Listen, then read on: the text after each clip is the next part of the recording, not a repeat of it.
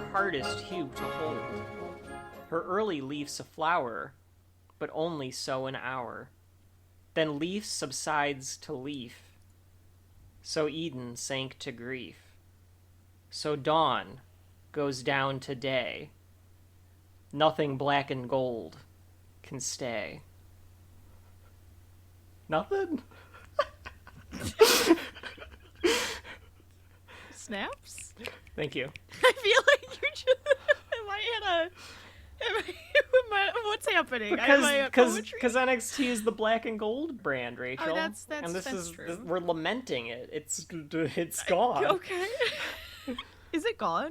Well, kind of. It's white and gold now. It's not the same. That's true. It does have the weird logo now, yeah. It's better than the 2.0.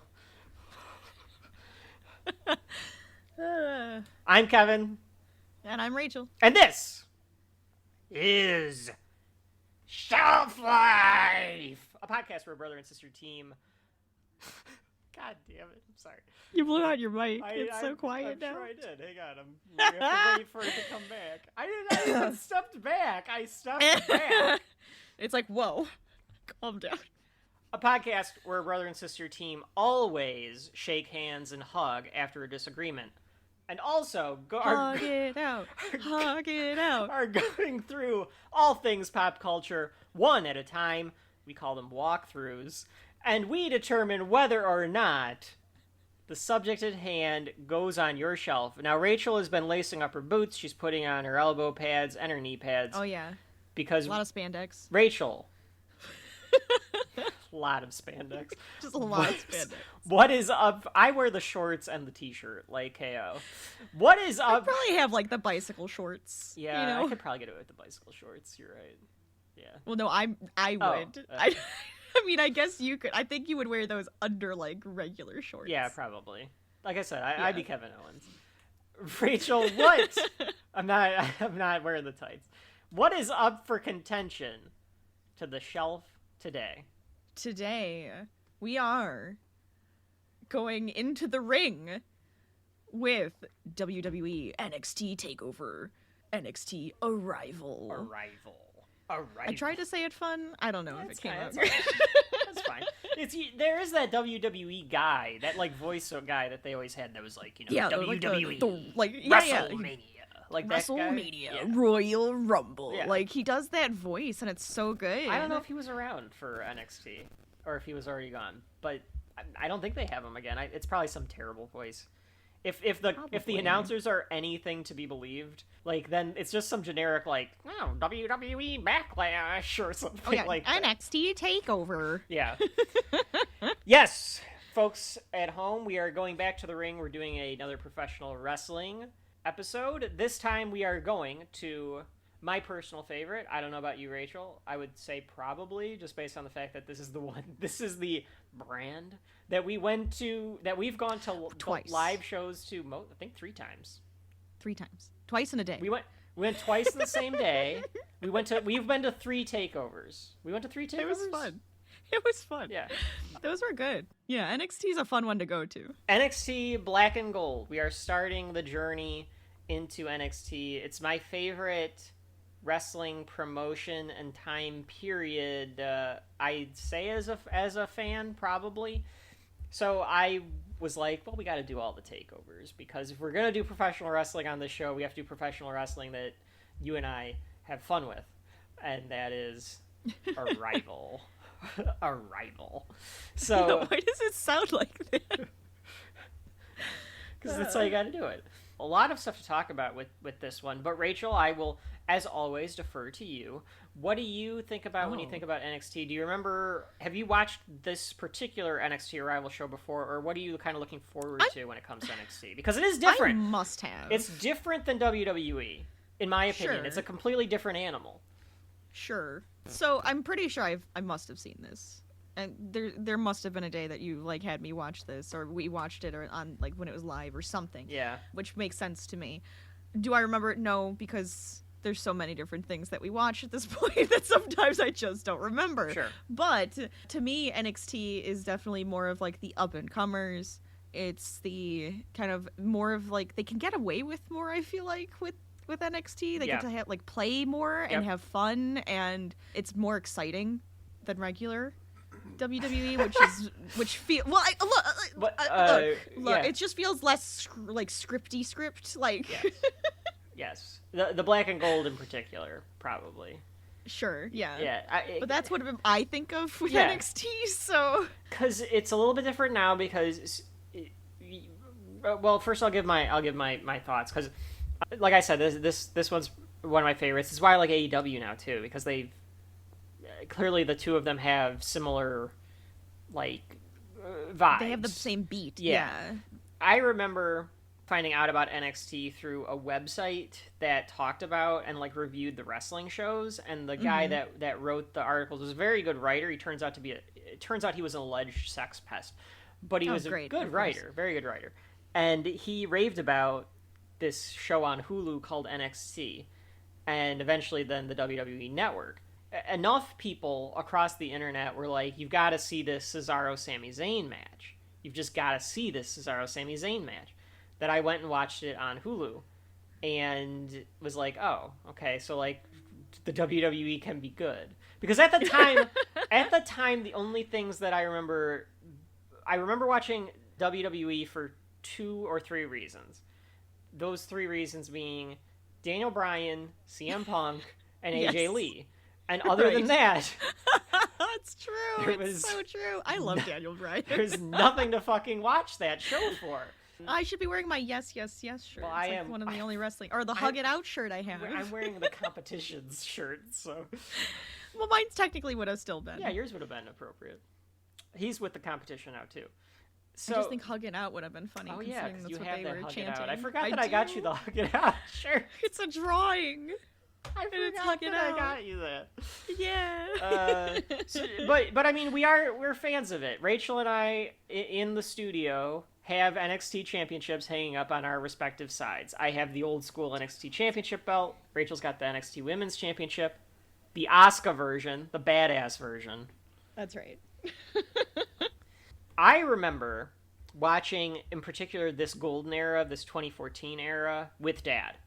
And because I lived at Mom and Dad's when this was going on, and after work I would like come home and whatever, and Dad and I would watch Lucha Underground on Wednesdays, and then on Thursdays we would watch NXT, and then we would watch the football game because there would be like a football game. So like that was our routine.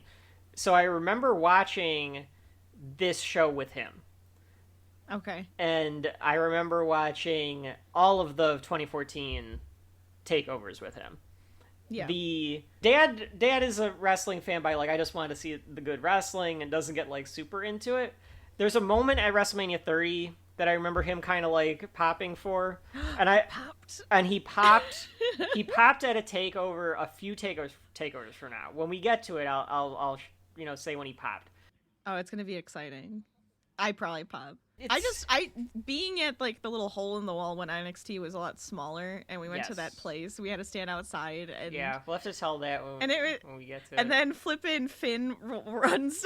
Yeah, it was Finn, and he runs down the side saying, "Oh, I'm sorry, us. Like we're coming back." I wanted you to shake his hand. God damn it, he was high fiving people, shaking hands, chatting. He probably would have taken a picture with you. I guess we have to explain it a little bit too. In my opinion. And I'll quote Finn Balor in there, and I'll kind of say what like my opinion is on this too, because we were talking about like WWE versus NXT. Finn says, WWE is like Hollywood, and NXT is like Broadway, where it's the same idea. It's you're trying to do the same thing, but with Broadway you're doing it to an audience that is way more selective. And and in Hollywood you're like trying to be more big and bombastic, and in Broadway you're like this, you're on the stage, you have to convey everything. What you're getting at, Rachel, is the type of audience that this started to attract. Now, I don't know if they planned on this. I don't know if they planned on it at all. But because of what NXT becomes, it was a little more mature. It was an older audience. It was a snarkier audience. It was a more obnoxious audience, probably. It was less kiddish.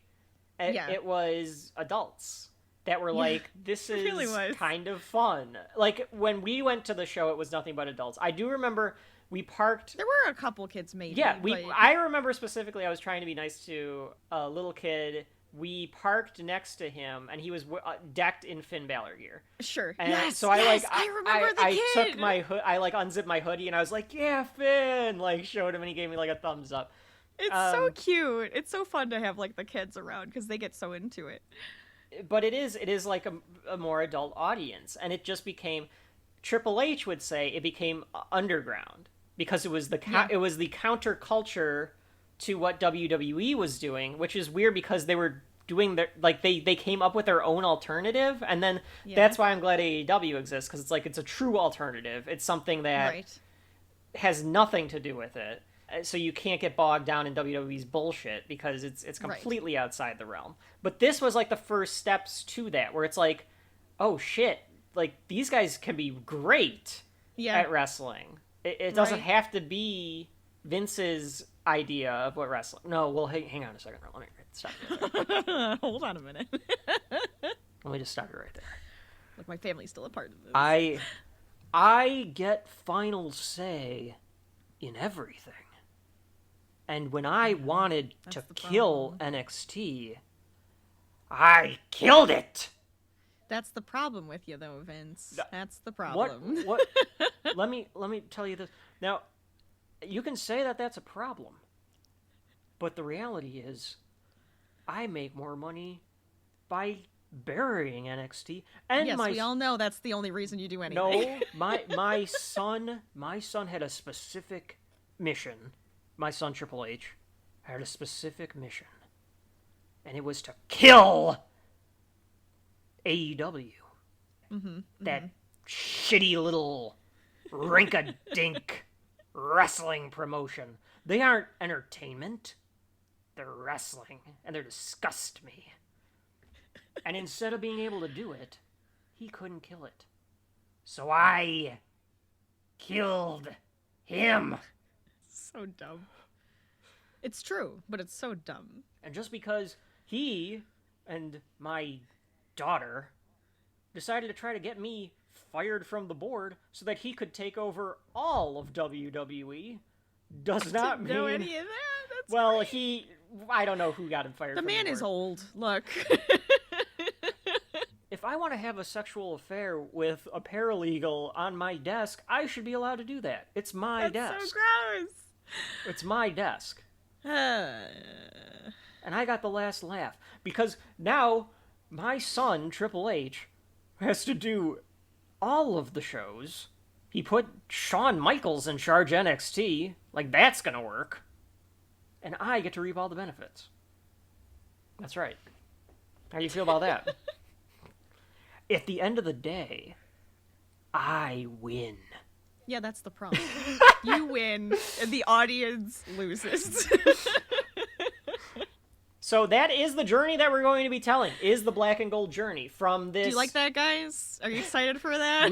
I don't know how long it'll take. We'll probably be old by the time we get to Takeover 32 or whatever the hell the last one is. But we're going to do all of the NXT takeovers to take you through it. Meaning we're going to finish the story with the last black and gold NXT takeover. It goes out with a very, very, very, very, very NXT match. And then it explodes into NXT 2.0. But we're not going to talk about that. At least yet. But we are going to go from this humble beginning of just this, like, what the hell are we doing here with this developmental league into what became this super indie, as they call it. It's this almost an independent promotion that was connected to the WWE and owned by the WWE. But underground. Somebody put it this way, where they said NXT is the perfect blend of independent professional wrestling, and different styles of wrestling other than just WWE style. It brings in Lucha Libre, it brings in New Japan Strong Style, it brings in the Europeans, it brings in mat wrestling, it brings in the flippies, it brings in all this stuff. And WWE's production value, which is still second to none. They still do it better than AEW. I think AEW is trying, but WWE's production is second to none. Sure. So let's talk about a little bit of how this came to be, of how we get to NXT Arrival. I won't go like crazy in detail, and I'm sure I'll cut half of it, but let's talk about it before we get into the walkthrough. So it starts in 2010. 2010, Vince comes out during ECW. Now, Rachel, you remember ECW. I do. But at the time, ECW was their quote-unquote, like, little league, like a developmental promotion, where it was guys that came into the company, or it was looked down upon. Vince didn't want ECW. He really didn't. But he was like, well, we can do something with it. And they got, like, a deal to put it on Sci-Fi. So ECW was on Sci-Fi, the channel. He comes out one day, and he tells the crowd, they, like, recorded it before SmackDown or something, I think. And he tells the crowd that ECW is canceled. Oh. It just comes out. All right, there it is. But in its place, we will have the next evolution of WWE and the next evolution of television history. Yeah, television He's history. very dramatic. Oh, he's so God. dramatic. I mean, he's a carny. It's the thing. So they take this thing that was their true developmental. So they had a true developmental system in Ohio called Ohio Valley Wrestling during the 2000s. In 2002, for instance, it had John Cena, Batista, Randy Orton, and Brock Lesnar were all at OVW. Like, wouldn't that be a show to go to? That's a show right there. They moved it to Florida at some point and became Florida Championship Wrestling, so it became FCW. And guys like Seth Rollins and Jon Moxley and Roman Reigns were all at FCW. So they decide that they're going to make this show called NXT. Obviously referring to the word next, because it's like the next generation. I guess I should be doing Triple H for a lot of this. The next generation was going to be NXT. That sounds more like it. Yeah. So they come up with this ridiculously stupid, terrible idea where we're going to take rookies that just signed with us, no matter how much experience they actually have, and we're going to pair them up with pros, our guys, because the WWE guys are real superstars, and they're going to do reality-based acrobatic competitions. So they would have to do, like, jungle gym shit and things like that. Like Ultimate Warrior type stuff? Yeah. So you almost? Yes, exactly. So you had Bryan Danielson famously is paired up with The Miz on the first season of NXT. Wow. So you've got Daniel Bryan paired up with The Miz, which became a great feud. The fact that it was the root of The Miz and Daniel Bryan's feud is this fact. And Daniel Bryan competed in the first match on the show. He faced Chris Jericho in the first match on NXT, which is on a Blu-ray that I happen to own. I own Volume Trips. Mr. Levesque, if you're listening, can you come out with the NXT Best of Volume 2 for the Black and Gold brand? Because I've only got Volume 1, because I'm pretty sure that's the only one that came out, and it stops somewhere around like 2017, 2016, and I want to get the rest of it. If you could do that for me, that would be great. Folks at home, if there is such a thing, let me know, because I will go buy that. I don't care if I have Peacock. I'll still go buy that. Spoiler alert. You can already kind of figure what Kevin's thinking here. They have this terrible show. And there are some good moments. Daniel Bryan does a promo about how Michael Cole's a hack, and he just says whatever Vince McMahon wants him to say. He does this awesome promo, and Regal and Jericho and Punk all are like trying to not smile because it's so good and all this stuff. But it's a terrible idea. They do like 4 seasons of this where they're taking these wrestlers and these indie guys and they're doing this stuff. Eventually, they decide that they're going to do something else with it. And it was going to be this, like, different type of competition where it was just going to be, like, all rookies. Seth Rollins was going to be in it. Big E was going to be in it. Bo Dallas was going to be in it. I don't know who made the call. I think I have an idea of who made the call. But they decide, let's not do that show. Let's instead turn FCW into NXT. And we're going to make it a developmental show. We're not going to put it on TV. We're going to put it on Hulu instead. Or streaming services. I think it was on probably multiple streaming services. I remember it being on Hulu. And they decided to go to Full Sail University. So Full Sail University is this... I don't even know. I have no idea what kind of a place Full Sail University is. I don't want to disparage anyone for what it could be. It's a for-profit college Okay. in Orlando, or like near Orlando. I think they do a bunch of stuff with like design and audio engineering and that kind of thing. Okay. Which maybe that's why they were like, oh, we could go there, because it's like, you know, like they would have the stuff ready for production, for like a TV production. Sure. Right. So they decide to go to Full Sail University to do NXT.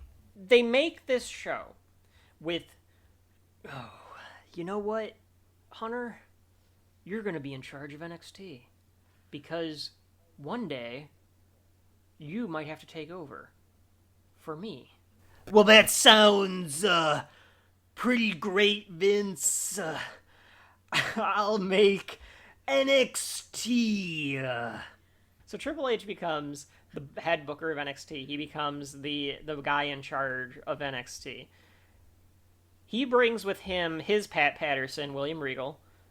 So, Rachel, if we end up having to do a Regal, get in here, you have to do William Regal for that. Oh, how am I going to do a Regal? I don't know if I can do the voice. Oh, I have to hear it again, and then maybe I can do it. It's just a very, it's kind of a posh, it's very British, pompous, you know. yes, You got Blackpool. You just gotta go like this, and you gotta talk, and you just gotta gotta go over your voice like this, and like forget what the hell you're talking about, and then come back to it. Yeah. So William Regal is a coach. Dusty Rhodes, baby, is Dusty Rhodes is a good one. That's an easy one to do. Yeah, he's easy to do. This is what I think we're gonna do with your gimmick, baby. We're gonna make you into. You're gonna be like a little fangirl, baby. You're gonna be Bailey, baby. Oh, everybody's gonna love you, the little kid. They're gonna just have so much fun with you, baby. I think he came up with Bailey. I wouldn't be surprised. Honestly, he's the Paul Heyman for Triple H. Ooh, Paul Heyman is kind of the Paul Heyman for Triple H now, but like the guy that, you know, he's going to help with creative, he's going to help with storylines, he's going to help build the characters. And then Sarah Del Rey is going to be a coach, help coach up the women's side of the roster. Mm-hmm. One thing that I'll say about it, I could say it now or I could say it during the women's match. I'll wait for the women's match to do it. But they're going to try to make like a women's side of the roster. Shawn Michaels is going to show up. He's going to do some coaching. I'm probably forgetting some people that did the coaching or helped out there. I'm going to hope that I remember them. But Triple H has his core. And it becomes, like I said, this little like, wow, the characters are really fun on this show. It's an hour long each week.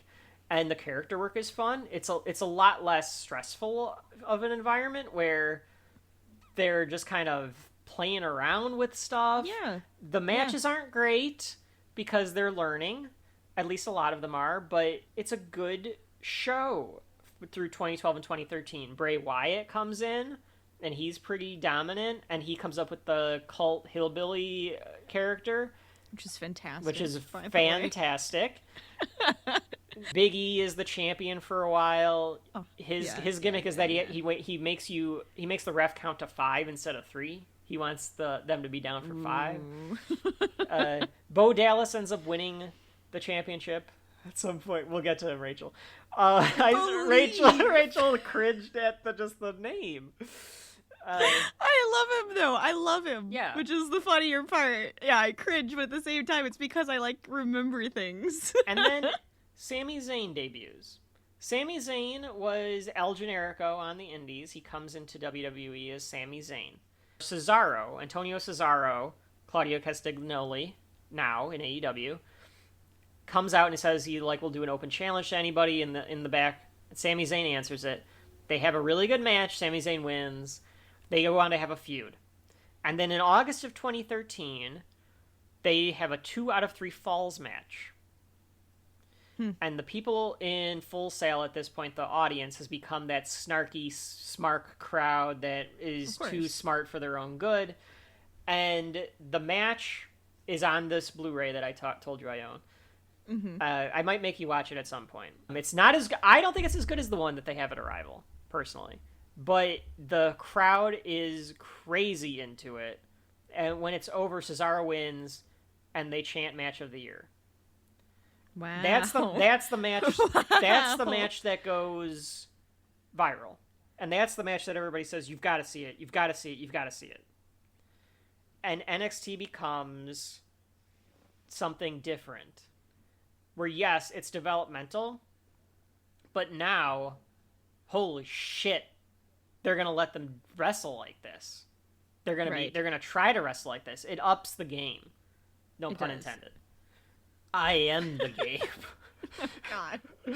First of all, it's all about the game and how you play it.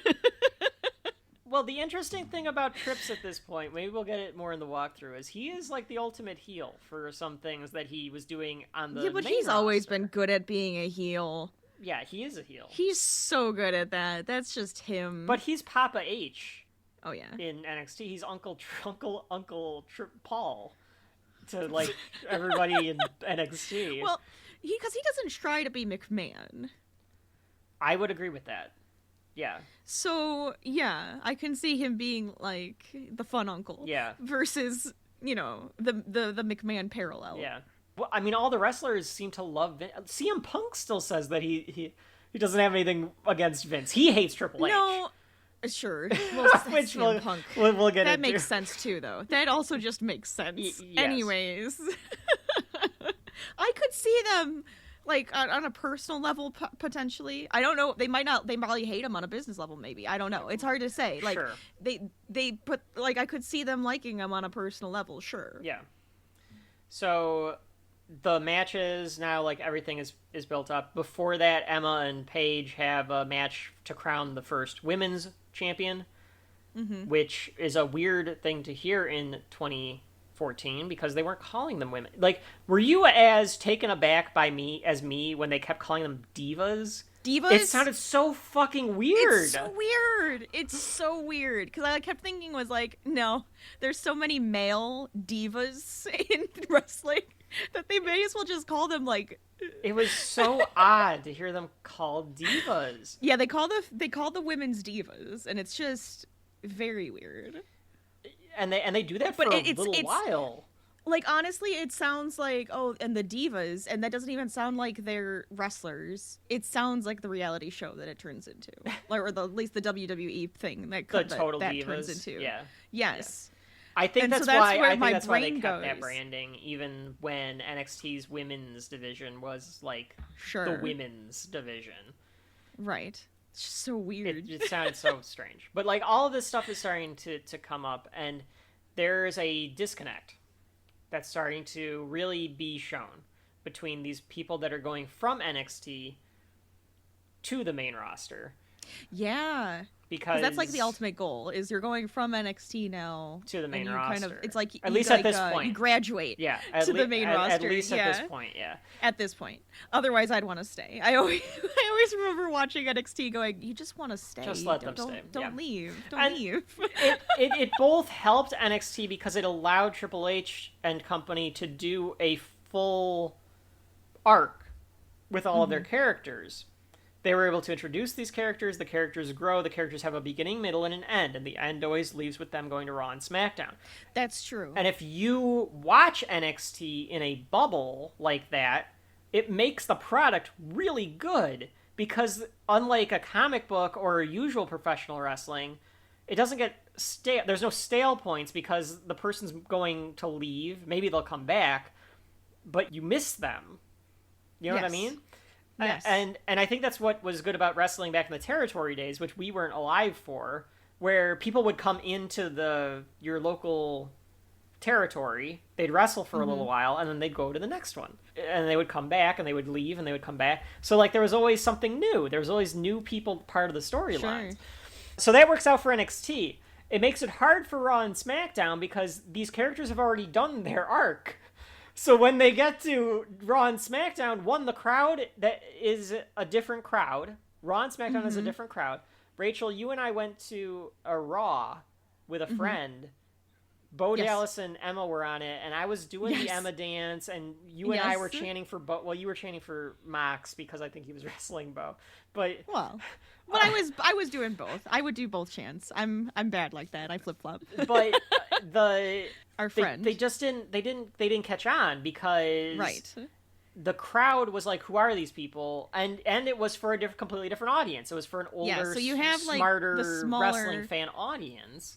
You have that small percentage that is at Raw doing all of that, and they're kind of like, what does that mean? What is that a part of? Yeah. I don't understand the story. And then it does confuse it. I blame on the fact that Triple H saw what the future was, because if you watch wrestling now, there's a lot of problems with WWE, but it is way more influenced by NXT now than like pre-pandemic, I would say, for sure. And that's because Triple H is in charge of creative now, or supposedly. But it's also something where now you can have these NXT type characters in Raw and SmackDown. But Vince didn't get it.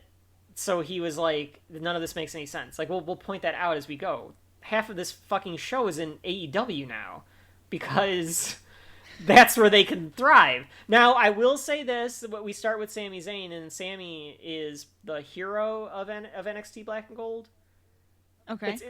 I guess it's Sami, Finn, Bayley, or Johnny Gargano. Like, it's one of those four. It's probably all four of them at different points in time. It's probably I was going to say, you got, like, the four right there. Yeah, that's but, the top like, four. those are the four heroes of NXT. Yeah. And Sami is now, like, currently, as we record this, the hero of Raw and SmackDown. Sure. So he's the most successful. Like, he was able to do the hero everywhere. But that's because he's Sami fucking Zayn. Yeah, he's Sami Zayn. He's fantastic. So which we'll get into. So anyway. So they're doing this thing, and at the same time, WWE is coming out with a WWE Network, which was way ahead of its time. We're going to do all of the pay-per-views on the network. We're going to have the entire back catalog on the network. I loved it when it first came out. I was like, this is amazing. I watched I remember when it first came out, and it lagged a lot. It wasn't great, but I watched Royal Rumbles and WrestleManias, and I was watching all this shit that I had never seen before, because, like, when would you have been able to see it? It was fantastic. And what they were going to do, the first pay-per-view that was going to be on it was WrestleMania 30. So Triple H, well, how about, to get all of the potential technical issues out, we do a live special with NXT. So then, if anything goes wrong, it's just NXT. So he was like, why don't we do NXT Arrival? He was like, it'll be a good commercial for NXT. People will see it that didn't see it before. It'll be a good test. And everybody's like, that's a great idea. Let's do it. So they come up with NXT Arrival. And in February 27th of 2014, they do a live show from Full Sail University that is NXT Arrival, the first NXT TakeOver event. Anything else, Rachel, to discuss about NXT before we walk through Arrival? I'm ready. Let's go. Oh, wait. I'm sorry. I said, are you ready? Yeah!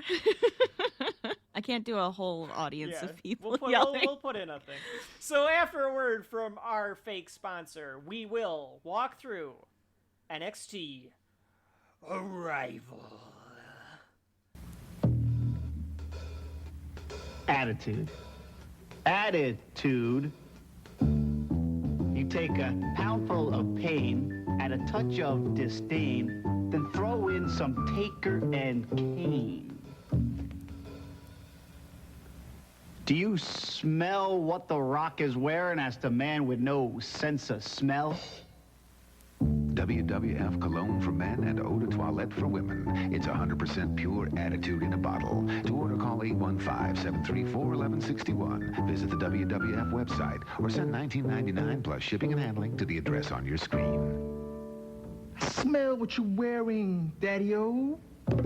And we're back with the walkthrough for NXT Arrival, the first NXT show. We did Interstellar last time. So I was going to say the newest thing we've ever recorded, but it's the second newest thing we ever recorded, because we did Interstellar, and that came out in the fall of 2014. It's come out in the Same year. winter of 20. The era. So the show begins with the Then, Now, Forever logo. My favorite WWE thing, I think, because they still do the Then, Now, Forever, but I think John Cena talks over it, and it's like, why do you have to have somebody say Then, Now, Forever? Like, that just seemed kind of for odd. people that are illiterate, like, what are we doing that for? It's fine with just the words. It seems superfluous. Redundant? Yeah. It's very WWE, I guess. Yeah, you know what it is. It is. Yeah. Well, that's you know, exactly what it is. our fans are fucking idiots. So how are they gonna know that says Then, Now, and Forever? They can't. How do they understand? They need can't to hear read. the feeling. They can't read. The show begins with these two pyramids of light. Yeah, that's so weird. It's like, I liked the look of it, but it is like these two like weird pyramids of light, and it's like all black. There's this ominous music playing in the background. You can hear the audience a little bit, but I think it's supposed to be like clouds and like this like do. Yeah, I think it's like hovering over the ring. Yeah, I couldn't just tell looks if it was weird the on TV entranceway type of or the thing. ring, but it is above the ring. And then Triple H, of course, because he's Triple H, has to go, "Are you ready?" Okay, now Rachel was doing an impression of him. Rachel, can you explain? I don't know why he does this. Is this because that's the only way he can do the Triple H voice? Because you're absolutely right. Please explain. It's this thing. Alright, he does this thing where he kind of like takes away his neck. He like hunches with his shoulders up to his ears, and he's wearing a suit, mind you, okay? Yeah. He does this when he's wearing just his wrestling stuff, or like a long time ago when he does was on do that, steroids. yeah. Like, I'm wondering if that's what it's from, because like My they heart have condition so many is muscles. not because of the steroids. I've told you all this before. Anyway, I'm sorry, continue. Consult your doctor. Anyways. But yeah, so he like hunches and he like, I think he's flexing. He's flexing through the suit. I think that's right. Okay. So he's like, and he's like doing this like flexing thing. Yeah, I think that's And then he it. does the voice, "Are you ready?" And then it Bonesaw's ready is where I was going with that. Bonesaw is ready. You're right. It does seem... I never put those together. Has the internet done that before? Of having What, one put of, those two together? of Triple Talking? H saying, "Are you ready?" at any point in his career, and then having Bonesaw say, "Bonesaw is ready"? Folks at home, get on that if no one's done that before. That's a perfect meme. You could take the one from this show. That's true. So Triple H says, "Are you ready?" Because that was his thing. When he was in DX, he would always go, Are you ready? Oh, no, that's how the DX music started. Are you ready? Are you ready? So I never realized that's why he would always You didn't do know that. that? I'm just thinking of it now. It makes sense. Yeah. Are you ready? So Yeah. there's a spotlight that comes on him because even at his best, Very dramatic. Papa H makes it a little bit about him. Just a little bit. Oh, please. He always has wanted it. Even when he was Hunter Hearst Helmsley, like, when he was called Hunter, like, it had to be about him. It always has to be at about him. least- It's no wonder that McMahon was like, yeah, you could be my little mini-me, but he's like, I don't really want to be, so... Pops, I want my own wrestling company. You're right, though. Well, because at least he channels his ego into NXT. Like, Yeah. if people, I mean, it's just, it seems like a character. if people so it's are fine. praising him for how good NXT is, then I think that's a win. Because Triple Sure. H thinks that he's great and we're getting good wrestling. So I think it's better than him demeaning CM Punk and Daniel Bryan Right. and whoever else about being skinny fat and whatever. Oh, boy. The spotlight comes on and the crowd goes nuts. He says, for the first time, this would become the calling card of NXT. Mm-hmm. I think eventually it became like the slogan. The slogan of NXT eventually became "We are NXT" because of that underground feeling. But he goes, "This is NXT!"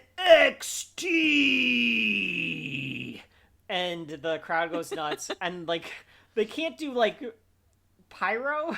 So they just have these smoke plumes coming out. I thought it was kind of cute. That, That's fine.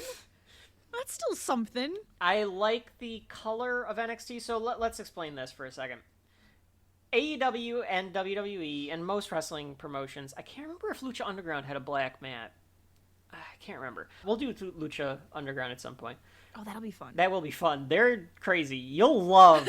Rachel, have you watched Lucha Underground? I love the flippy characters. Let's You go. will love Lucha Underground. It's fucking insane. Because they even do, like, soap opera plots. It's amazing. I would imagine. They'd have to. They'd have to. And they do a Royal Rumble like we used to play. What is that called? What is that called? I can't think now. Like telenovela? Telenovela. Yeah. It's got to be telenovela style, which it's is like telenovela can be style. so like just wacky and fun. Yeah, I'm sorry. It's great. So most mats are kind of gray or blue, like historically. Sure. NXT's is black. Yeah. It looks slick. And it looks slicker, and you can like kind of it looks like you can see like it's a mat because it's black. And that's part of it, too. It just looks cooler because it's got this black mat. And it's got yellow ropes, which are distinguishable because Raw has red, SmackDown has blue. The pay-per-views are usually white. AEW does black most of the time. Their new show, Collision, does red. But NXT was yellow ropes. So, like, and that's why it's the black and gold. Yeah, that's the gold of the black and gold brand. The coloring of the studio is fun, too, because... it is bright. They aren't afraid of how small the studio is. It's not a big arena. It's this studio. It's just kind of like this thing where there might be 500 to 1,000 people there. But that's the fun thing. That's the fun thing about them. It makes it feel a little exclusive, and small. Yeah, exactly. The exclusivity of it. Everyone's chanting NXT, NXT, NXT. Triple H says NXT is the new generation. Or the next generation? I think he says next generation. I was going to say, he had new generation. Did he say new generation? New generation! Oh, no, I'm just right. saying. Well, the new generation. Yeah, he says next generation, because NXT. Yeah, it's the next NXT, next generation. And he says... and it has arrived. Yes, exactly. And I tried. Perfectly, it cuts immediately to the NXT theme song. It's the, like, perfect little introduction to NXT 2, because this theme song is fucking awesome. This theme song is great. The roar of the crowd, drop your feet to the ground. Oh, do me down. It's great. And it goes through all of the characters in NXT, too, which I kind of like. It gives them all, like, a little, like... little spotlight. Yeah, like a little nameplate. And then it comes up with NXT Arrival. One of my favorite wrestling themes is just the NXT Black and Gold original, like, Golden Era theme. So we come back into the studio, and the crowd's going nuts. The first character that we get to see is, as I described him, he's the hero of the journey of the Black and Gold brand, for the most part, or at least the first hero, and it's Sami Zayn. Yes. Wrong music, though, for No, Sami. it's not the music I'm thinking of my head. Yeah. I know his music in my head, and the second you said wanna... Sami Zayn, I'm going, whoa, whoa, whoa. I was like, Rachel's going to do jukebox for us. I can tell she wants to do it. Dun, dun, dun, dun, dun, dun, dun, dun. Immediately go into that, like, I hear it, and it's like, oh, he looks like such a baby here and everything. Because it's like, I know Sami at this point, so it's just, like, funny that it's like... So, Rachel, as we did for the Rumble, I feel like we have to describe some of these characters, as a lot of them will be with us through the NXT journey. You want to describe Sami for us? Oh, like the look? Look, personality, kind of like character, yeah. Well, he's a very... okay, so he's Syrian. Yeah. Is that what it is? I don't know what if he's like half Syrian or something, but he is Syrian. I went with the other guy. All of a sudden, my Sheamus. brain went to Yeah. Sheamus. Yeah.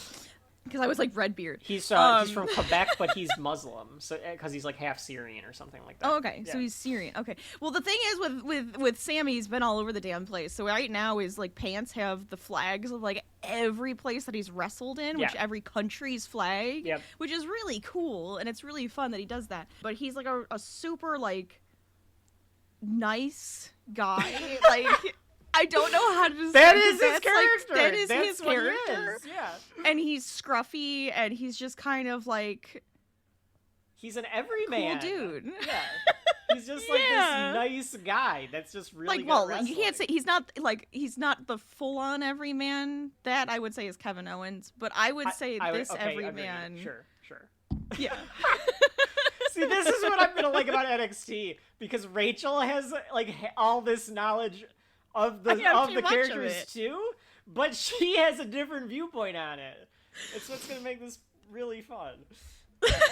Gargano's kind of an everyman too, but he's a nerd. Like, he's different than he does Sami seem and nerdier. Kevin. Sami and Kevin are more like the guy at the Home Depot buying stuff to fix the toilet. And Johnny's at the toy store buying an action figure, but they all have that idea. Oh, man. Yeah, so Sami comes out. I think that described him perfectly.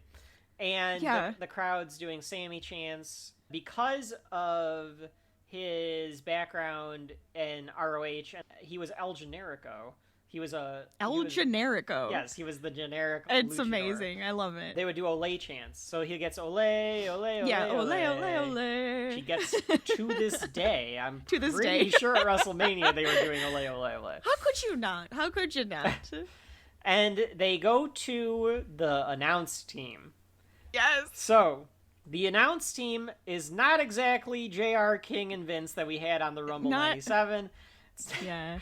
It's Todd Phillips, Byron Saxton, and God bless him, William Regal, who I love. Oh, I love it. I love William Regal. He is so good. He's good on this show too, but he is like trying to drag these two nothings along. It does feel that way. And then they like, he'll say something and then they just like nothing. And it's like, guys, guys. Well, part like, of it, keep going like with it. Yeah, exactly. And part of it is like, that don't just ignore it. Don't like go play off on some of other it. tangent. Yeah, he's saying something for you to play with. And then all of a sudden they'll repeat it and it's like, yeah, I just said that. It's like, it's like you read the wrong note card, you idiot. Like, move on. Todd and Byron, I think, are both still with the company. I can't remember what they both do at this point. Several times, Rachel, I don't know if I'm quoting Todd or Byron Saxton. They sound, very exactly similar. the fucking same. Yeah, they have very similar voices. It feels like they have the same, like, idea they have announcer voices. of what their character is supposed to be. Mm-hmm. So you can tell that because they were like, well, we want to go to Raw or SmackDown, we're doing generic announcer voice. And, and it's almost to And then here's Regal. Yeah, and then there's Regal. Being Regal. William Regal, who is a British wrestler, his character is almost like the old scrappy vet. He actually retired. His retirement match was in December in NXT. He fought Cesaro. And that was the last match he wrestled. Yeah, which helps come to play in AEW when we do that show down the line. When they were both in AEW. Because Regal is, again, Triple H's Pat Patterson. He went back to WWE when Triple H got... Apparently... Oh, no. Regal... So, Tony Khan... I get to do Tony Khan and William Regal now. Oh, boy. Thanks, William. I'm glad that you came over to AEW, and we have a lot of things planned. That's great. I was fired unceremoniously from my job with WWE because apparently... they aren't going to go try to find the best wrestlers around the world. They're just going to go find washed-up athletes to become NXT superstars. And that's what they're going to go with now because Triple H has had to retire because of his heart condition. So I'm glad to be here. However, Mr. Khan, I'm going to put it in my contract that if Triple H ever becomes in charge of creative, I get to leave this place and to go back to WWE to be Triple H's number 2. Well, go ahead. Go ahead.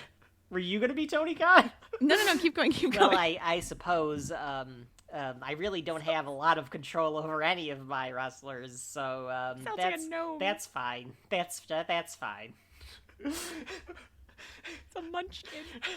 You go look up Tony Khan. I got him pretty well on. Well, no, I was just thinking. It's like I could see Regal going, I want to be over Triple H. I want to be his boss next time. Like, if AEW ever buys WWE, I become the Triple H, and he becomes the Pat Patterson. That's right. And then it becomes really like just It has that huge British pop to it, so it's just super elegant all the time. So we haven't even gotten to Cesaro coming out yet. So Cesaro comes out in his We the People garb. We the people. I like this gimmick, though. So on Raw and SmackDown, Cesaro was part of the We the People stable, which the stable was essentially MAGA before MAGA. So they had like their "Don't Tread on Me" sign and stuff like that. And Zeb Coulter, who was the manager for the We the People, brought in Cesaro because he was trying to say, like, look, see, I'm not xenophobic. I brought this Swiss Superman into the stable, so I'm not Swiss racist. Superman. So this might have been before they called him the Swiss Superman, but that's kind of Cesaro's thing. He looks just like Jason Statham. Yes, he does. 100%. I think I probably had gotten them confused before. I'm sure you have, yeah. So. And he's the strongest motherfucker ever. Oh my god, he's nuts. He is so This guy strong. understands the physics of bodies. Like, you'll get it later, but, like, he understands the physics of how to, like, whip people around. Because he's not, like, the biggest guy, but he just knows how to, like, lift people and roll people over. It's amazing. We are going to get to some Cesaro matches or some Claudio Castagnoli matches that are going to be fantastic. This is one of them. So here we go. Regal says that Cesaro is 10 times the wrestler he ever was. So he's putting over Cesaro here. They talk about the match that made NXT in August, like I said, the match that truly made NXT what it is. Crowd starts chanting match of the year before it even starts. Because they just know. The bell rings and they stare each other down. There's a lockup. Cesaro overpowers Sami. Cesaro outmuscles him again. It really is crazy how loud the crowd can get in this studio. It's impressive. Going for it. And it brings you into the moment, because so much of WWE crowds can be quiet. Well, I found a solution to that. And the solution is pipe in the crowd noise. Well, that's just because of how COVID happened. COVID helped us with that. That was creepy. I didn't like that. The ghost crowds. Ugh. Some wrestling goes back and forth. Cesaro gets the advantage again. Regal says that Sami Zayn wanted this match because he thrives for Cesaro's respect. He wants Cesaro's respect, and that's why they've been doing all of this back and forth, and that's why Sami wanted to fight Cesaro again. So that's the story of the match. Sami is looking for respect. It's what drives him. A backflip by Cesaro. Sami lands on his feet, though. He tries for a Hurricane Rana. That is reversed again because Cesaro is strong as a freaking ox, so it gets reversed. And then eventually he is able to Hurricane Rana him again. Cesaro goes to the outside. And then Sami goes over the top rope and does a plancha on Cesaro. And you get the first NXT chance during the match. The announcers talk about the past matches that these two have had. This is awesome chance breakout. This is a new thing for the 2010s, is the This is awesome chance. I do like those chants. Those are fun to do. Yeah. For those of you that are new to wrestling or like just listen to our Royal Rumble 97. Do I have to do the chants so they understand? Well, the thing is, like, when we watch 97 Rumble, there's not a lot of chanting. The Attitude Era starts the chants. Not quite as much. Like the asshole chants and like some of those chants. It's more of just loud yelling and cheering. Right. Then ECW started doing chants because it was a smarky crowd. And that carried over into smart crowds. And then NXT, of course, is just rotten with fucking chants because the crowd cannot help itself. The crowd can be very obnoxious at full sale. It can get really bad sometimes. And the NXT crowd, because it's a lot of the, like, you know, the people that are just terminally online reading wrestling stuff can be super annoying. And they can do that. Yeah. They even do that during the show a couple times, which I'll point out. Yeah. No, I think I know what you're going to say. I think I know those points. Yeah. Well, because, like, even when we were in the crowds, right? Oh, yeah, we would be like, fucking stop. You'd have those chanters, but then you'd have the opposite side going, shut up, pretty much, so, like, they'd overpower them. I remember so that would shut them up. And it was always great when that would happen. Yeah.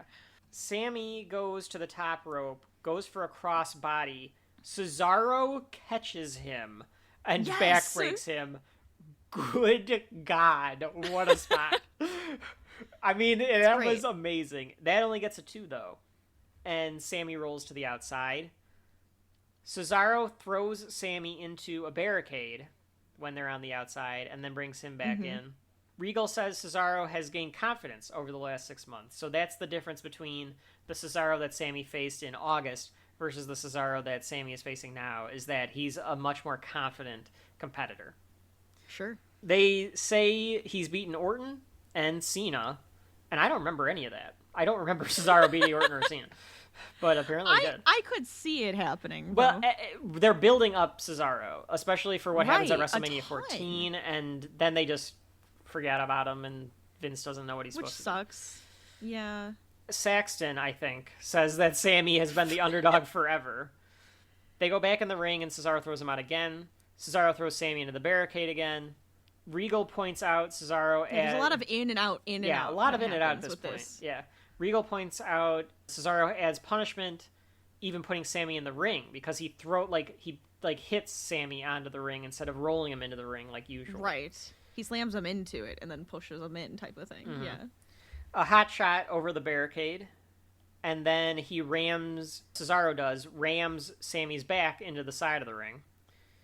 And then the pace kind of slows down a bit, so Cesaro can take over. You say take over, but he's been he has control of this match. Oh, yeah, he does. Yeah. Because Sami is just taking a beating at this point. Which, I mean, that's part of the Sami, that's the shtick, right? Like, you have to... Right, but he keeps getting back up.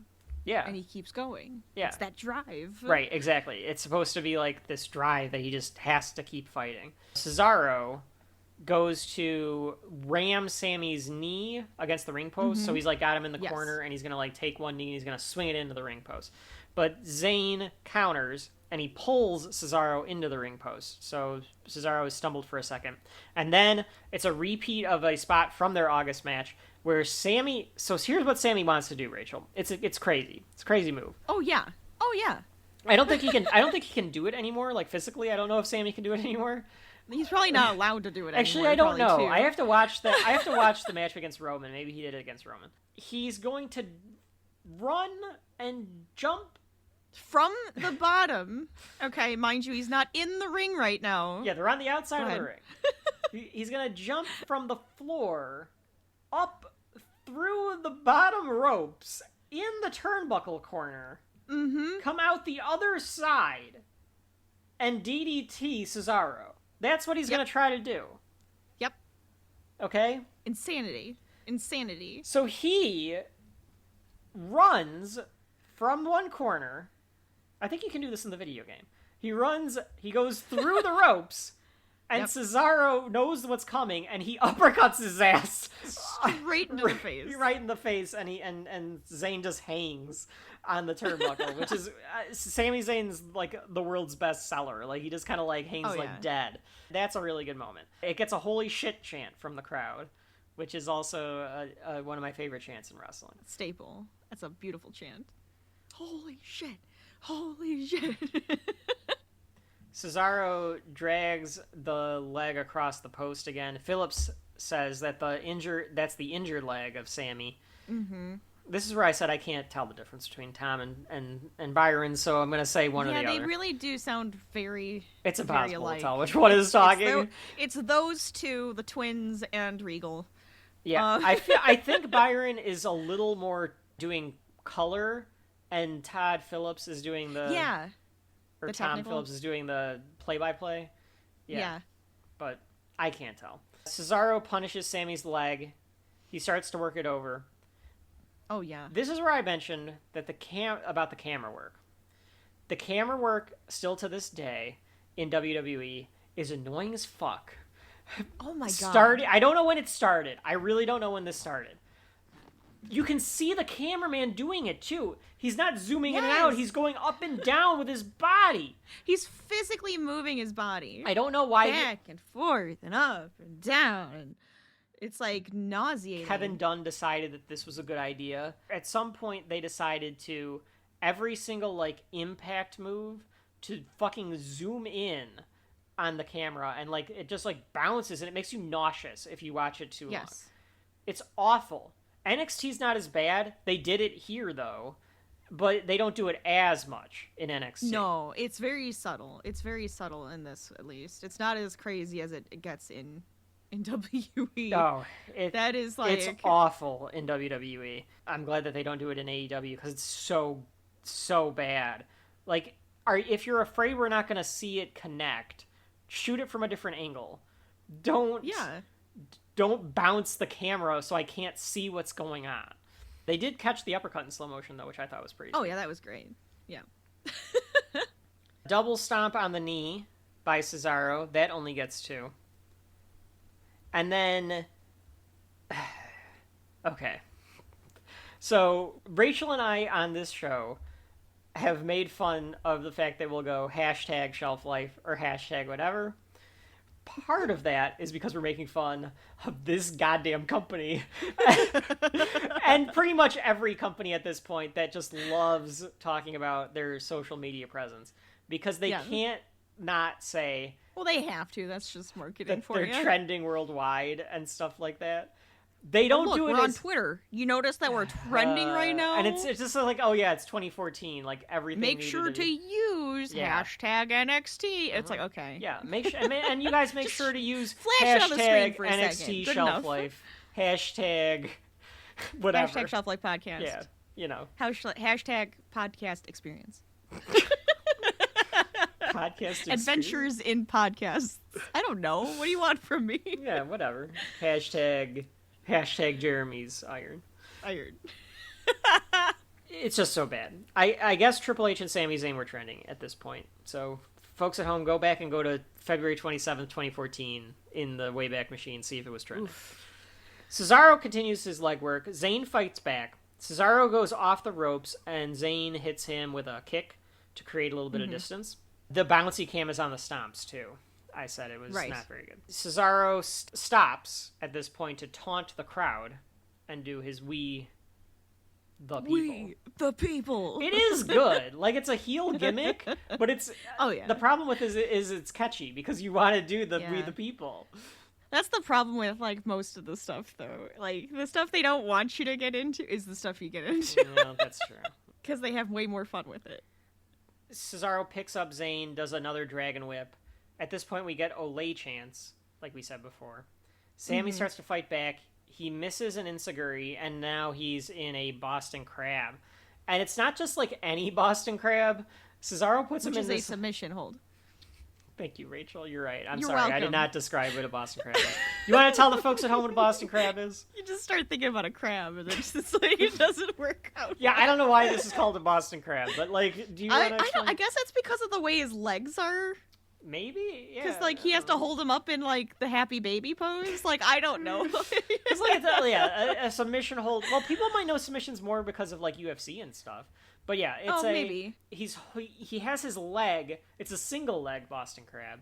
So he's got one leg pulled back, like, under his shoulder, and he's, like, trying to, like, pull it and stretch it as much as he can.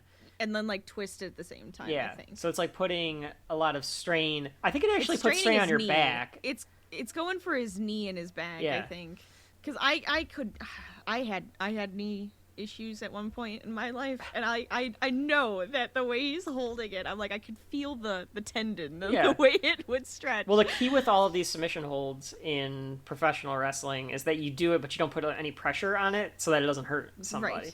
Because, like, in real life, if you were in any of these submission holds, you tap immediately because it would hurt like hell. You would tear something, so you'd have to tap out the second that you're in the hold. But in wrestling, you sit in it for a while. So Zayn is sitting in this for a while, and he eventually makes it to the ropes. Yeah, they're pretty much just stretching each other out at that point, too. It's just like a nice, like, push into it a little bit. There you go. But how much damage has been done now to the knee of Sami?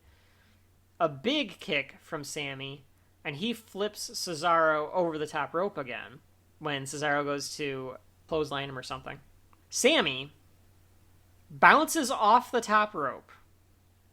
He goes for a moonsault. So it's supposed to be like I think it's an acai moonsault. I think that's what this move is called. Where you bounce off the top rope and then you go for a moonsault. He goes for this. Cesaro catches him in midair, mind you. Yes. And then slams him on the ramp. And I was like, Jesus Christ, this man is so freaking strong. That gets NXT chance. Oh, it has to. It has to. This is where I haven't watched this show or this match in years, and I was like, oh my god.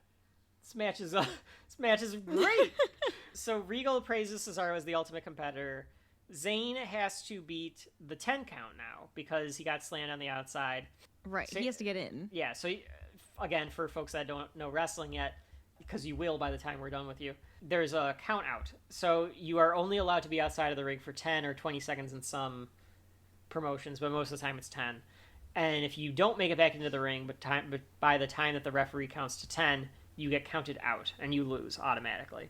Mm-hmm. So Sami is able to make it back inside the ring at 9, but barely. And he does a good job of doing that, like, almost there. Like, if the ref was actually counting, he would have been out.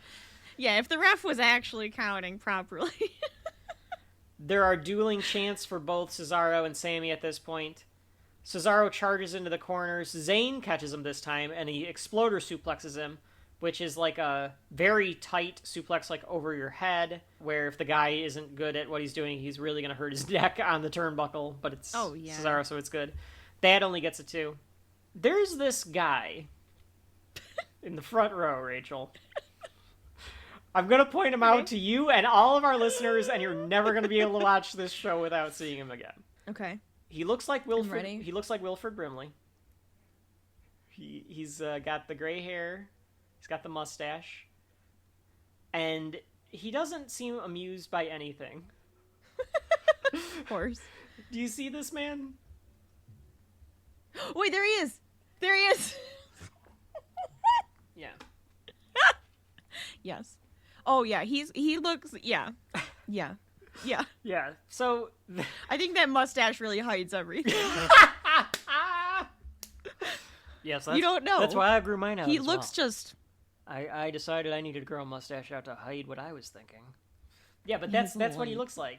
I love finding those guys in the crowd because like I feel like I'm that sometimes where it's like I'm kind of hiding like I inside I'm like that was pretty great, but I'm not like doing it. So yeah. Sure. A Blue Thunder Bomb by Sami. I love the Blue Thunder Bomb. I don't know. It feels like the move, Rachel, that if we were playing the video game and you were creating a character, you'd give him the Blue Thunder Bomb. Because it's that twirling power bomb. That 100%. So good. If you guys ever play those games and you get to like create your characters, I pick all of the fun flippy moves that look insane. That's like really hard to pull off in the game. Yeah, you have They're so fun. Yeah. Sami does a flatliner on Cesaro and then moves it into another submission hold. This one's called a Koji Clutch, where he's got... Can you describe the Koji Clutch, Rachel? Because it's like a weird... This one's a weird submission hold. Your one leg holds down the person on their back, and then your other one goes and wraps like around their head. Yeah, like in a chokehold. Yeah. Yeah, it sounds funky because it is. And the question is Cesaro going to tap? Whenever in wrestling they ask, is he going to tap? He's probably not going to tap. Like I've noticed that's kind of a thing that when you're a kid you probably don't notice, but like as an adult it's like, well, they just said they just asked is he going to tap, so probably not. So Cesaro counters this into this interesting stretch where he's got he's got Sami's whole like he's pretty leg. Much okay. He's pretty much doing like the ballerina pose. Is that what this is? Like so yeah, like you pull your leg up to your head. Yeah. Right? And that's kind of the pose he's putting Sami Zayn into. All right. Like the dancer's pose. Okay.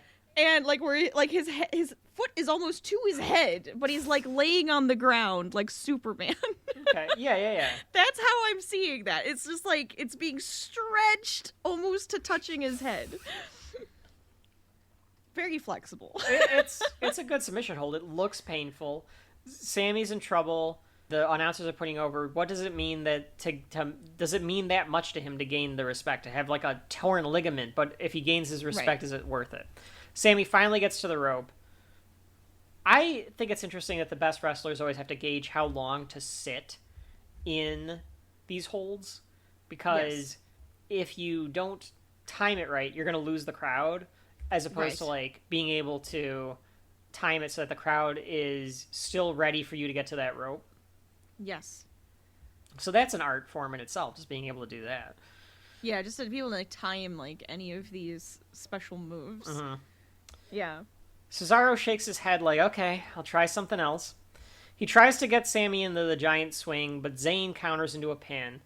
But then he grabs him again, and this time he's able to swing him.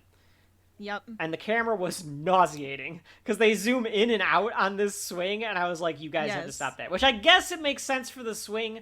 For the swing, it makes sense. Yeah. This feels right. Because you're supposed to feel like now you're Sami spinning around the ring. It's not like gonna Sammy's hurt you. flipping out the entire time. It's not supposed to like hurt you, but it's supposed to make you disoriented, so then your opponent can do something to you because you're disoriented. It is funny to see the different characters and the way they respond to being swung flipped around, though. Yeah, because some of them will hold their head to stop them from getting too disoriented physically. And, like, here Sami is just waving his arms and spastic, and it's great. It does disorient Zayn. And then a big uppercut by Cesaro. Zayn counters into a pin, though. He gets another 2. But then as Cesaro comes out of that pin, he stops Sami Zayn in the head. That also gets a 2. And this time, Cesaro is perturbed. He looks like pissed that Sami was able to kick out again. Another "This is awesome" chant. Sami rolls to the outside of the ropes. He's like in the ring, but he's like outside of the ropes. Mm-hmm. He's on the ring. He's on the ring apron. That's what I'm trying to say. Right. Yeah, he's just laying on like the edge. Lifelong wrestling fan and professional podcaster.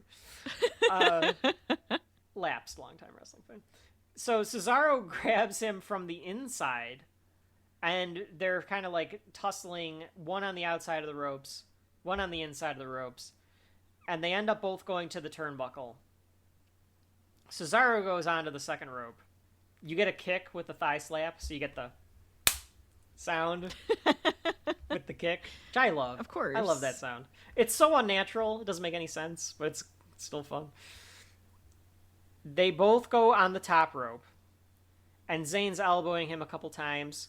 Zayn goes for a Hurricane Rana, which is where you put your legs between... No, not between. You put your legs around the guy's head, and you're going to use your leg strength to flip him with your legs over your head. That's a Hurricane Rana. That's right. Or a Frankensteiner, I guess, because it's on the top rope. But a Hurricane Rana nonetheless. Or a Hurricane Rana. And instead of being able to do this, Cesaro... Oh, this is crazy. Do you want to describe this one, Rachel? No, go ahead. Cesaro catches him. Goes for like a power bomb. He lifts him in the air. Yes. I knew you wanted to describe it.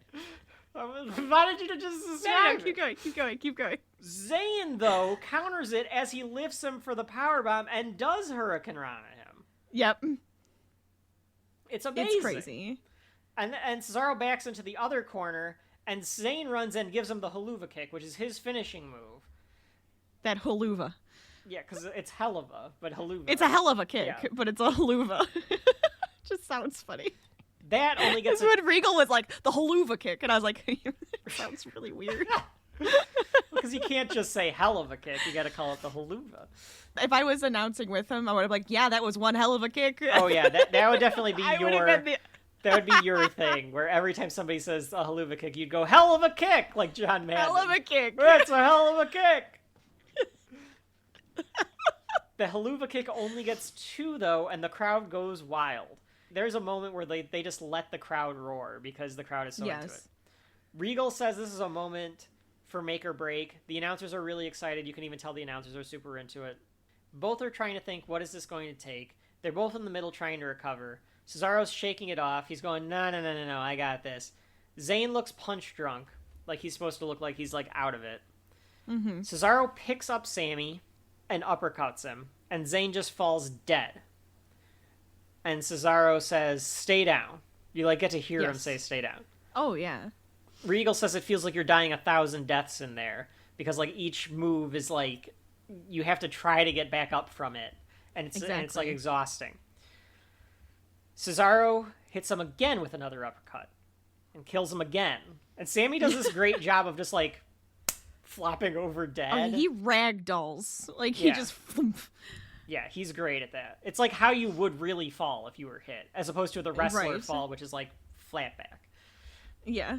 The announcers go silent. They let the moment breathe because, like, this is the psychology of the match, right? Like, Sami's trying to earn Cesaro's respect. Sami crawls. He tries to get to his feet. Yeah, like, isn't the refs counting, too? Because because he's not getting up. Yeah, you can be TKO'd for a 10 count if you don't get up, too, in wrestling, most of the time, too. If the opponent doesn't do anything else. And Cesaro just keeps telling him to stay down, stay down. Sami crawls to get back to his feet, like I said. He's, like, doing his best to get back up. Cesaro goes for it again, and he hits it. But this time, Sami punches him back. And then we get the booyahs, which are the... Boo, yeah! Boo, yeah! Which is a result of John Cena. Because it was part of the Cena sucks, let's go Cena thing, where they would boo yeah. So it translates into some matches sometimes where the guys go back and forth. So they're punching each other back and forth. Nobody's covering up because it's professional wrestling. And then they just grab each other by the head and they hockey fight punch each other, which is great. Yes. And the crowd goes nuts again. And then suddenly, Sami Zayn hits a German suplex on Cesaro. And flips him back into the corner, over his head. Yep. Sami goes for the haluva kick again, but Cesaro hits him with a boot. And this boot is like fucking, it like, bam! Yeah. That one was a smack. Sami takes it very well. Oh, like, yeah. He just... Yeah. Anyways. Cesaro goes for a neutralizer, which is his finishing maneuver. It gets countered, though, for a 2. And then Sami and Cesaro counter each other midway through a powerbomb. Yes! Sami hits a code red, and that gets a 2. And they're like, what is it going to take? The crowd at this point gives a standing ovation as the two let the crowd kind of breathe here. Yes. But like the thing is, you're saying, what is it going to take? And I like that Regal like flips it here, right? It's like, this is the moment, like where you have to see what's happening. Cause he's saying, yeah, what is it going to take for him to get Cesaro, right? Mm-hmm. But what is it going to take to stop Sami too? Right. Exactly. Yes. So I liked that because it was like that. This is the moment. Yes. This is it. Yes. Because like, bring him up. You gotta pull him up now. Yeah, Let's they're both go. Even, yeah. This is where I wrote my notes. Man, I forgot how good this match is. So, Cesaro lifts Sami Zayn up and does the uppercut in midair, which is, I love the European uppercut where he throws the guy up with like all of his strength into the midair and just uppercuts the shit out of him. Yeah. Except Sami kicks out at 1, which is unheard of in wrestling. If you kick out at 1, that's a statement. Right? Oh, yeah. Kicking out at 2 is what everybody always sees, but he only kicked out at 1. And Cesaro looks freaked out. He looks shocked that Sami was able to kick out at 1. And Zayn is picking himself up in the corner. He yells. He just screams, like, primally. He's just screaming. Because he's got it's like, Argh! Cesaro yells back. He does a twisting discus uppercut. A jumping neutralizer, right into a jumping neutralizer, which is like kind of like a pedigree almost. Like he like lifts him up with like one arm tied and then like kind of does like it's almost like a pedigree mixed with like a tombstone almost, but like your whole body goes down.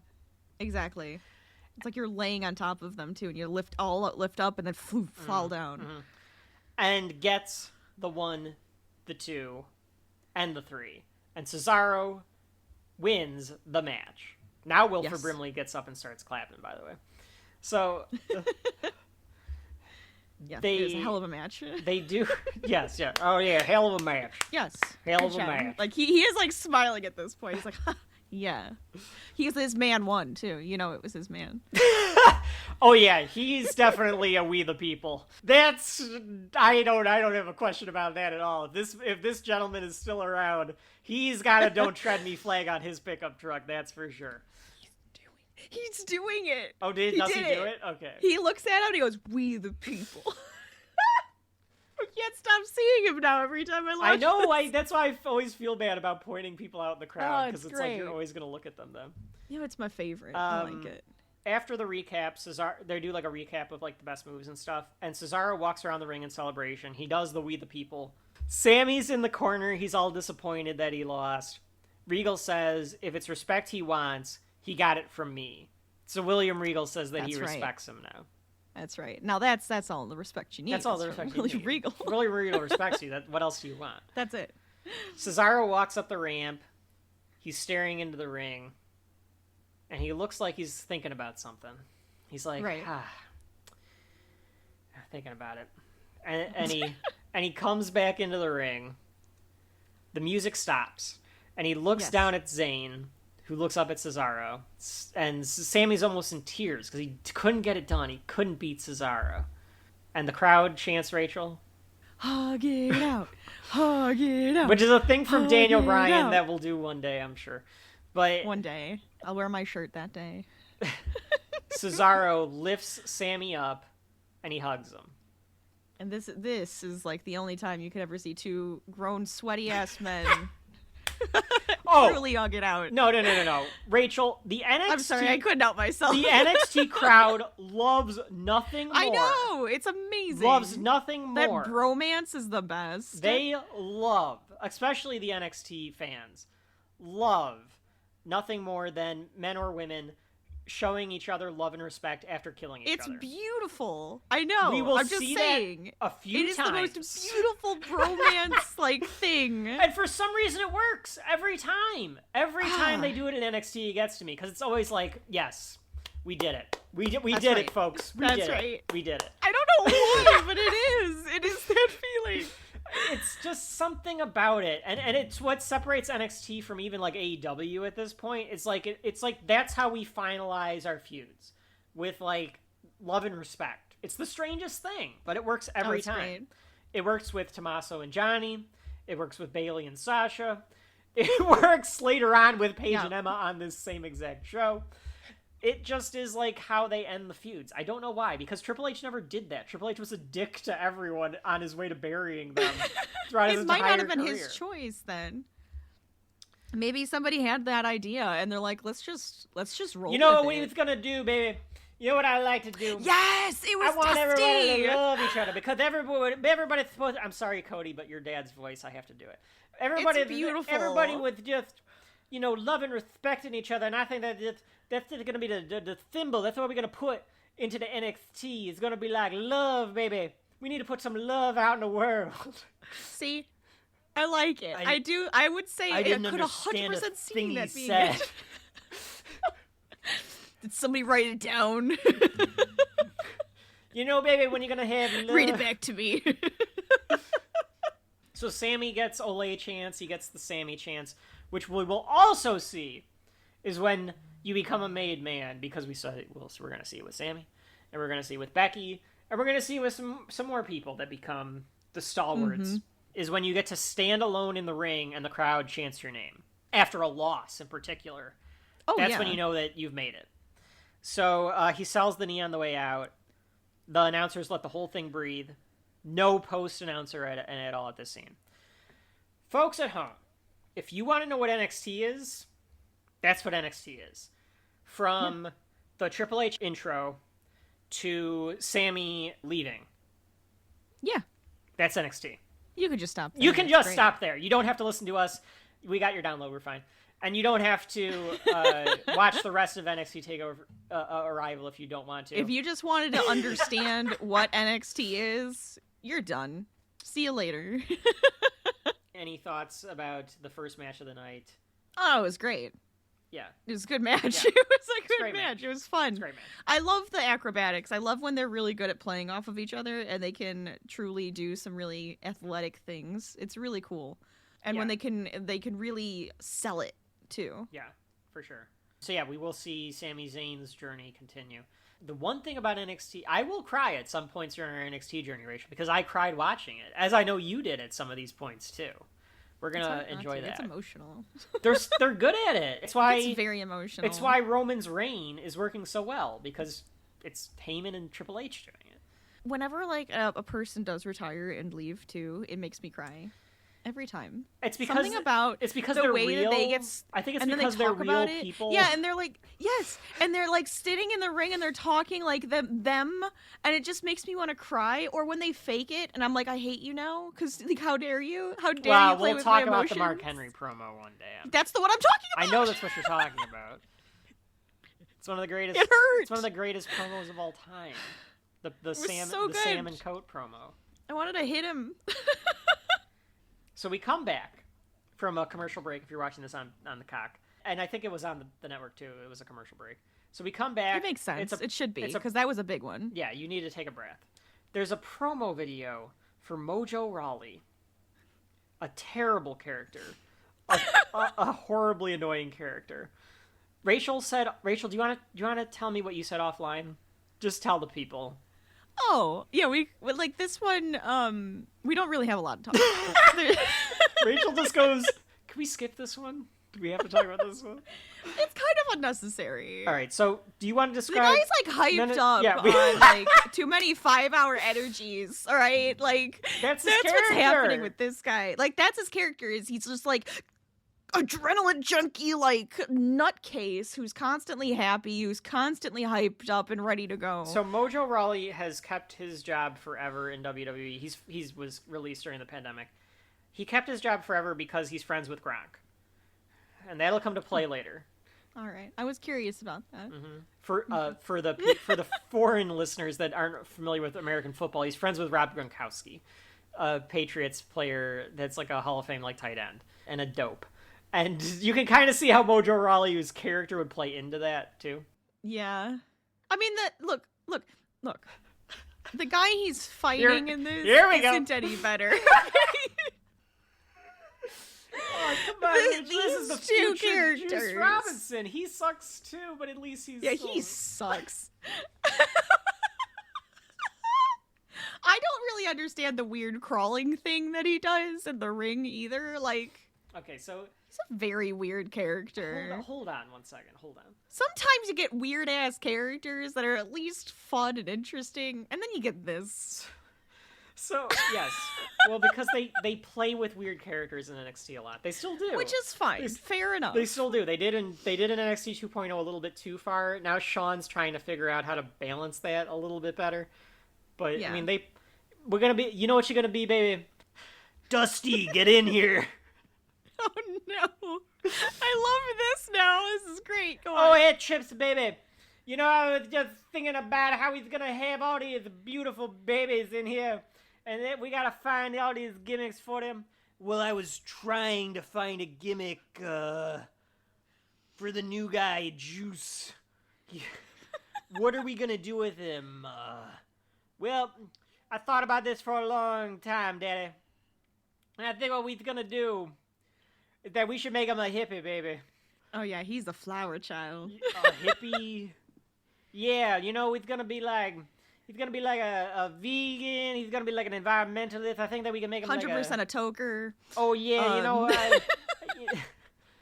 Well, Dusty, Vince is never gonna let us have a baby face hippie. Oh well, we'll figure it out, baby. We'll come up with something. He could be a bad guy. I don't care. Well, isn't it like that he's like forceful about it? Yes, like exactly. Yeah. This will be done by Daniel Bryan. This will be done. He does like the vigilante justice. of Daniel it, Bryan yeah. will do this 1,000 times better in about 6 years. No, not 6 years. Like 3 years, 3 or 4 years. Will do it 1,000,000 times better. So first, He's the extreme environmentalist. before we go into this, I love the things that like Regal and stuff says. In so this too. the mayor of Orange County, Florida, is there. The president of Full Sail University are there. They look like There's a lot of people here. They look like they do not belong at all. They look like they're like, just like, oh my god, why did we allow this carny crap to take place here? So as you said, out comes CJ Parker. The future Juice Robinson, Bullet Club member from New Japan Pro Wrestling, and now Bullet Club Gold member in AEW, Juice Robinson. That's right, Rachel. Of these two men, one of them still wrestles. One of them is considered a credible wrestler. But you don't want to know why? Because he's not this character. Fair. And Thank you. okay, so CJ Parker comes out. As we've explained, he's a heel hippie. I guess he's a heel because he's a hypocrite or something. Ooh, the hippie hypocrite. Yeah, I think it's that. I The think he's like hypocrite. yes, a hypocrite. Which is what we should start calling people. Folks at home, can we get that started? A hypocrite? The hypocrite. I would love if we got hypocrite started. Because it works on both levels. Because you got the old folks that were really hippies. Right. That have changed path as they got older. And you could call them hypocrites. And it could be for real. Right. And then there's people that, you know, are like passive activists. And you could call them hypocrites. I kind of like it. It works beautifully. Yeah. Hashtag hypocrites. Good hypocrites trending along with NXT. And just... Hey, just so you know, we have hashtag hypocrite trending. You could put that on a t-shirt. Hypocrite could go on a t-shirt. Hypocrite could totally be on a t-shirt. It would have like a peace sign, but then something would be broken or something like that, I guess. You might get picked as MAGA, though. Oh, I guess. You'd have to really make it about, like, the Gen Xers that have gone MAGA, or the Boomers that have gone MAGA and call it hypocrite. What if you just do it, like, what if you make it really funny and, like, it's just like a smiling flower and it says hypocrite? Yeah, we'll figure it out. We'll figure it out. It's gotta, like, know itself and be funny. So you said you didn't like the spin that he does on the ground, but I don't know. It's a little odd. What... It's just like, it's like he wanted to do the worm or something, but instead he goes, or he wanted to also do some, like, weird, cool, like, flip move and then, like, jump back up, but instead he kind of couldn't quite get his core to work, so then he just starts to spin around on his stomach like a seal. I didn't know how to describe this thing. He says that NXT is responsible for everything that's wrong with the environment, is what the announcers that's what I tell thought. us. It's so weird. It's so weird. And then I think Brandy Rhodes is the announcer. So Cody's wife, Brandy, I think is the announcer. Okay. Keep it in the family, baby. Would you like to meet my son? I got an old son. He's fat and he's gold. And I got a young son. And he's much more handsome. Maybe you want to meet him, baby. I don't know what the hell I'm doing. So anyway, out comes Mojo. It's because this match is just happening while we're just riffing here. Fucking who cares? So Mojo... It happens very quickly. Regal makes some sort of comment about the panda bears dying, and he doesn't care because he'll never have to run into a panda, so what does it matter to him? And then the other ones are saying, don't let him hear, and he goes, I don't care. Let him hear me say it. Like, he doesn't even care about this match. Mojo's entire family is here in custom t-shirts, going nuts. Oh my god, yes. And I was so pissed off. Which, I mean, it's kind of funny. I mean, it's kind of funny, but it's like, this is not They're all as hyped as he is. This is not a high school football game. They at least were respectful for the rest of the matches, too. Like, I would have hated it if they just sat there on their hands and not been a part of the rest of the show. You can tell, like, it's his, like, mom or aunt videotaping this match, and it's like, guys, this is like the big time. Okay, we don't need to be like videotaping it. But I think part of that is a part of the character, because he's so hyped up. His family is also incredibly like hyped up for him and is there. I guess so. He has his little hyped up posse. I don't know. I guess so. Like, I'm trying. I'm working it in. It's like they think that if they cheer louder, Triple H is going to think he's over and going to give him a bonus. Oh, Mojo's really got a lot of fans. So they call him an athletic freak. He's a big dude. The bell rings. Mojo's hopping around. Mojo's section is loud, of course. The rest of the arena tries to fight against them. And then eventually the rest of the arena doesn't give a fuck about this match. Yeah, it gets kind of quiet. Mojo says, he ain't hype! He ain't hype enough! He says about CJ Parker. CJ Parker, by the way, is the name of Pamela Anderson's character in Baywatch. So I don't know if that's a rib on poor Juice Robinson here. Parker gets him in a headlock. I don't know. Pushes off some of the ropes. Mojo gets him with a backdrop. Mojo puts him in an armbar. What a hype move. Getting somebody in an armbar. I'm so hyped for this submission hold. Mojo tries to take in the corner, boots to the face, and a clothesline gets 2. Even Mojo's family doesn't care anymore at this point. fists in the corner by CJ. The announcers have nothing to say, like you said. Parker does some trash talking, takes him into the other corner, and shoulders him in the gut. Regal says, somebody says at some point that CJ hates processed food. This is where he talks about the bears. This is where he talks about the panda I'm bears. still pretty sure this is Regal saying I love processed food. And Regal says he loves processed food. And a guy who hates processed food. I love processed food. I love driving my big SUV as well. You better not talk to CJ Parker. I Fill it all the way up. I couldn't care less that there's only 1,000 panda bears. I've managed for 45 years without seeing one. It's not going to bother me now, is it? That's right. And he loves driving around in his big SUV. It is big SUV. I thought that was really funny. I just love the idea of just telling somebody that you love processed food. You know what's great? Processed food. I like to drive around and eat it while I drive my big SUV. And to be fair, processed food, while terrible for you and will eventually kill all of us, is delicious.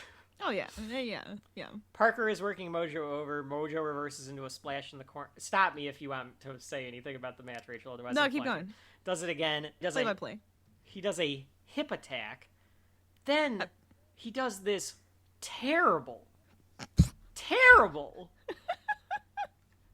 ass flop that gets the 3. Yeah. It isn't. He butt bombs him. But he doesn't even. Right? He doesn't even do it and make it look like he has an impact.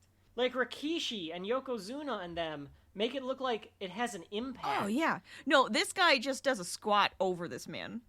Like he squats. He like jumps and squats as low as he can over the guy's chest, but doesn't go all the way down so it looks like he landed on him. Yeah. He just squats. And then he gets back up. They call it the hyperdrive. Yeah, sure. Rachel's channeling her inner JP Sorrow with this match. She wants to call him this. Go ahead. Say it. Say that he looks like a fucking idiot. Go ahead. I don't. I mean... Keep going. All right. Go so on. his family goes nuts. No one else gives a shit. Yeah, it's fine. Mojo sucks. And like I said, one of these guys has a job in 2 companies, and the other doesn't. And the other is Mojo. They say that Mojo could be the future and a future Hall of Famer. Yep, they say that. So they were high on Mojo, which is why he has a match on this show. Like, this is the big NXT coming out party. They were wrong. Mojo tries to do something with a fan wearing his shirt. The fan doesn't quite get it until it's Well, too he looks late. like a nerdy kid. Yeah. And then he does He like figures the it hand out. thing. He figures it out for a second. Yeah. Okay. We move to the back. So that's the end of that match. We're never going to speak of that match again. So we move to the back. No. It was a little blah. It is what it is. It was a filler it was a so you can blank, get some food. It was a blank match to wind you down after Cesaro and Sami. They go to the back, and Emma is stretching and getting ready. Emma is Tennille practicing her Dashwood dance in moves. the Indies. She's Emma in WWE and NXT. Yeah, she's practicing her dance moves, which is so weird. Emma's such an odd character. Well, She is so weird. Like, I didn't remember this. I was telling Kevin before we started that I didn't remember her until I heard this. Like, I was like, what is she doing? And then the music turns on. I'm like, oh yeah, I remember this. She does this weird jittery motion yeah, move, like knife hands. Yes. Yeah, so she's known for being bubbly and egotistical and terrible at dancing, I think is her character. She's Australian, and she has great music. And I don't know. We'll have to go back and watch the pre-arrival NXT for, like, how Emma became a thing. Because I think she was supposed to be a heel who was, like, super into herself. But because the dancing was so funny and she was so quirky, she just became this uber babyface. Like, it's just... I could see it, yeah. It just kind of happened.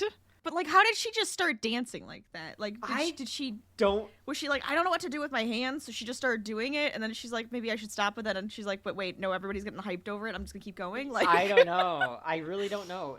It's one of those things where, like, and folks that are fans of, like, the pre-Arrival NXT could probably tell us, but, like, yeah, I always knew it was just like, yeah, it is that thing. So they do this. It's that, like, half walk like an Egyptian, half dabbing type of move. It's something, all right. I don't know how she came up with it. I would love to hear from Tennille. It's like, it's knives to the bubbles. Knives to the bubbles. Yeah. Oh, yeah. Bubbles are always coming out during her entrance, too. And they show clips of her, like, because she's challenging for the NXT Women's Championship against Paige later on. So it's a hype video. Right.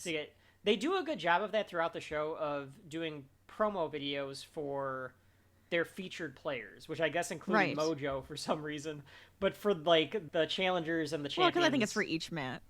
Yeah, I guess so. They didn't do it for Sami and Cesaro because it was like, it's gonna speak for itself, and then you do one for each of the matches. Yeah.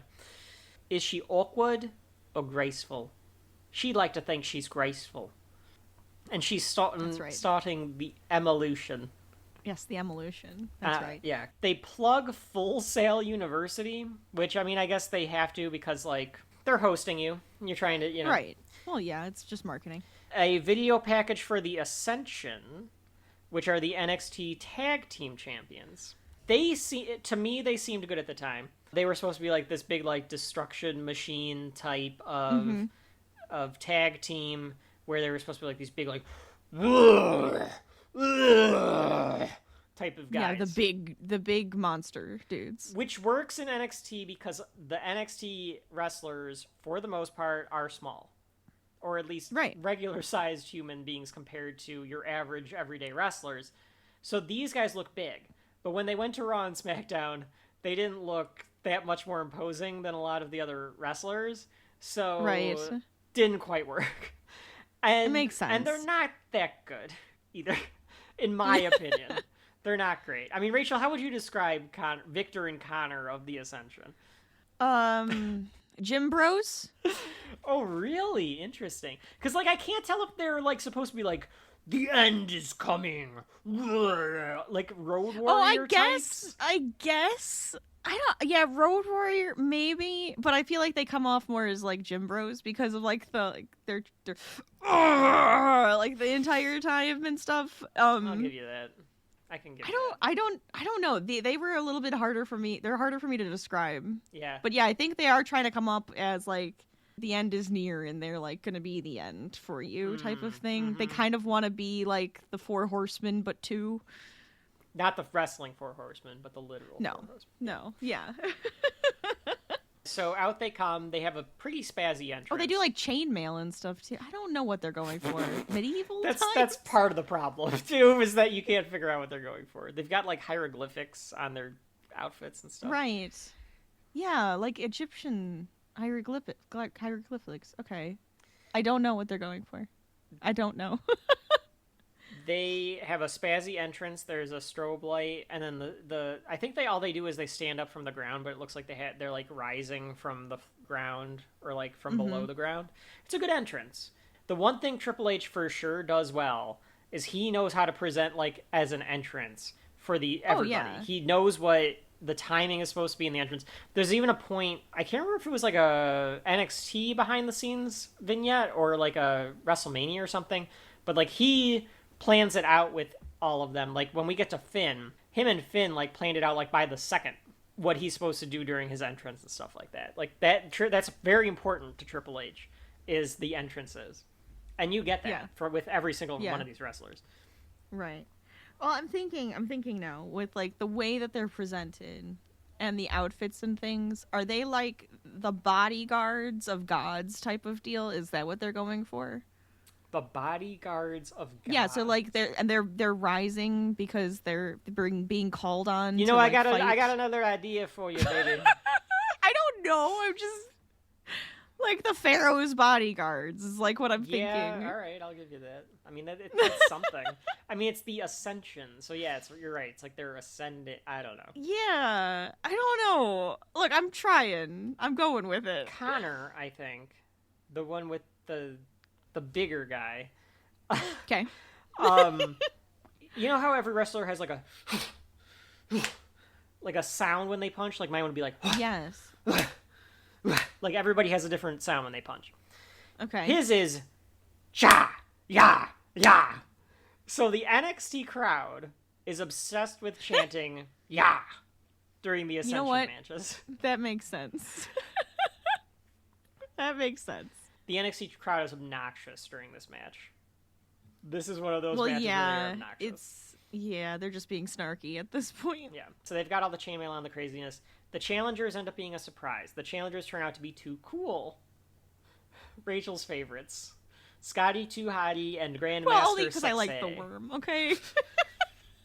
Rachel, I'll let you explain Too Cool, you know. Old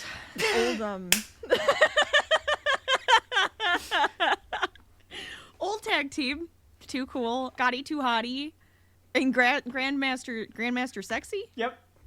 Grandmaster Sexay, thank you. Sexy. Think like... You Night at the gotta think Roxbury like boy band from the 90s. Oh, yeah, you're right. Yeah, That is no, what boy it band was. from the 90s is totally their whole shtick. Yep. They like do they even do like the running man move. Yeah. And stuff. That's one of those weird gimmicks too, where they clearly were supposed to be heels because they were like you said, like boy band, like posers. Yeah, but right. the crowd loved it, and they became faces. Yes. It's amazing. And then when they got Rikishi, when Rikishi became part of Too Cool, Oh my god, yes. then they really became popular. Yeah, so they come out and they plug clips of the Attitude Era and show the worm and stuff. And Yeah. I was like, oh, they have to show it because nobody's gonna remember that in 2014. Mm-hmm. But then I realized, I remembered that. but also they're plugging the network because they say you can go back and watch all the matches on the network. That makes sense. Yeah. Go watch Scotty rest Too of Hottie. Too Cool on the network. Yeah. So it made sense. It made sense of why they would be on the show and like why they're there. Scott Taylor, who is Scotty Too Hottie, up until the pandemic, I think, was a coach at NXT and part of the. Oh, I could see that. Yeah. So he hated when I think he quit when they went to 2.0. I think he was like, I don't want to be a part of this. Because it's not the same anymore type of thing. Yeah. I don't know if he's back now or not. I do like at one point they go, not the pair I thought we'd see in Florida or in Orlando, and I was like, that is 100% who you'd see in Florida. The hell are you talking about? Like, You can see these guys walking down the street now in downtown Right. Orlando. Victor, who's the one that looks like a jacked out Paul Rudd with a ponytail, is does. I popped Rachel. Hang on, give her a minute. it's fine. He's on the turnbuckle and because the crowd's going yeah yeah yeah, so he's doing it with his tag team belt to get the crowd hyped up. The match starts and it's Grandmaster Sexay and Victor. Grandmaster Sexay, of course, Jerry the King Lawler's son. You can see it when you think about God, it. I don't think I knew that, but he looks identical to him now. I can't not see it. Oh, hang on, Rachel just kicked me in the face and then and slapped her thigh. If I slap my thigh, that's gonna sound a lot bigger. I'd be able to do that Hurricane Rana. My legs are so goddamn thick. I would love to see you try. The Hurricane Rana is all about your opponent. Like, your opponent has to do all the work. Yeah, they do. You just have to hang on with your legs. Yeah. So the match starts, Grandmaster Sexay and Victor. Victor, much taller than Grandmaster Sexay. Sexay struts and Victor chops and uppercuts him. Takes him to the corner and tags into the corner. Tags in Connor. Connor does a leg drop, gets 2. The number 1 trend in the world? NXT Arrival. Good to know. That's right, guys. That's what it is. They do talk about it too much. Yeah, they're obsessed with it. It's mentioned like every 10 minutes. I don't think they talk about it anymore. I don't even know if they pop it up on the screen anymore. They used to. Yeah. I don't know if it's as good, nice of a. I don't know if it's as good of a distinction to be trending now. Right. Big shoulder charges by Connor. It's almost like the audience is trolling the Ascension. because they're like chanting "We want Connor" and doing the yas, and it's almost like, yeah, you guys suck. We don't really like you, so we're gonna troll you. Yeah. Which, I mean, it sucks to be that character. Look. Yeah, they're just trying to do their job. Sucks. Yeah. Right. You They're have to trying to have fun with it. you They're trying to do their thing. You have to figure out how to play into that. Like the New Day, for instance. Like the New Day's gimmick did not work at all. People hated it. They turned heel. They figured it out. They played with the crowd, and now they're one of the best baby faces of all time. So, like, if you're good enough or you're given the opportunity to do it, right, then you can work with it. But if you're not sure exactly what to do, then it can be hard. I don't know if that's true. I don't know if the NXT crowd was trolling them or not. It just feels that way watching it. And I don't remember how I felt watching it a decade ago, but... Right. Anyway, they beat down Grandmaster Sexay some more, and they get a big boot on him. I don't know. I didn't hear what they... I missed what they said. Regal says something, or they say something to Regal, and Regal says... Don't call me Regal again, or I'll slap you. Yeah. What was that? I don't know. I feel like I want to like figure out what was happening, because he goes, "Don't call me that again, or I'll slap you," and it's like, all right. Well, because Regal is supposed to be, I think, more of a heelish announcer, so I think that was the idea. But and he's the only wrestler of the three of them, so like I think he's supposed to be like, you know, the tough guy or whatever. I want to say he said something like "you, Regal," like something like comparing something they were doing to him. Maybe. I don't know. I don't know. Now I need to find it, because this is gonna bother me. Yeah, I don't know. I don't know where it happened. It happened at some point in this match. They compare the Ascension to the Legion of Doom. No. Regal says someone isn't giving the guy a drink of water, which means that he's not giving him a breath, because Victor has Grandmaster Sexay in a chin lock. The crowd is chanting at each other in the crowd at this point. So one side of the studio is chanting at another side of the studio. I don't know what they're chanting, but they're all chanting. Yeah, I noticed there was like a lot of just like random yelling in the background. It was hard to figure out what was going on. Well, because now that means that they aren't paying attention to the Ascension or the Nostalgia Act, which is not a good sign for this match. Victor gets some stops and some elbows. We want Scotty chants versus we want Connor chants. And maybe that's what they were trying to start up with each other from across the way. They were doing we want Scotty, we want Connor. A jawbreaker by Grandmaster Sexay on Victor gives him some room, but Victor keeps the ring cut off, which is good psychology. He cuts off the ring so that Grandmaster Sexay can't get to Scotty. I feel so stupid saying Grandmaster Sexay this whole time, by the way. It's so stupid. Do you want to call him like GMS? GMS. Or just He goes under... Grandmaster? GMS goes under Victor's legs. I'm going to call him the Grandmaster. The Grandmaster goes under Victor's legs and tags Scotty. I thought that was a nice neat little spot. So Scotty comes in and he starts running roughshod. Goes wild. He raises the roof. He tries to whip one of them in the corner. And this is where we find out that they were on the old school Raw. So that must have been why they were available for this, because the old school Raw was recent. A boot by Scotty. He moves out of the way. He hits... Victor tries to charge at him, moves out of the way, and Scotty hits him with a face buster. Scotty looks crazed, and that means it is time for the worm. And in my notes, Rachel, I wrote, let Rachel explain this. Oh, explain what the worm is? Yes. How... I feel like people would know what the worm is. People know what the worm is, but in the wrestling context of what the worm is. She's doing it in the studio. No, she's so up, it's a massive taunt. She's stood up and she's doing it.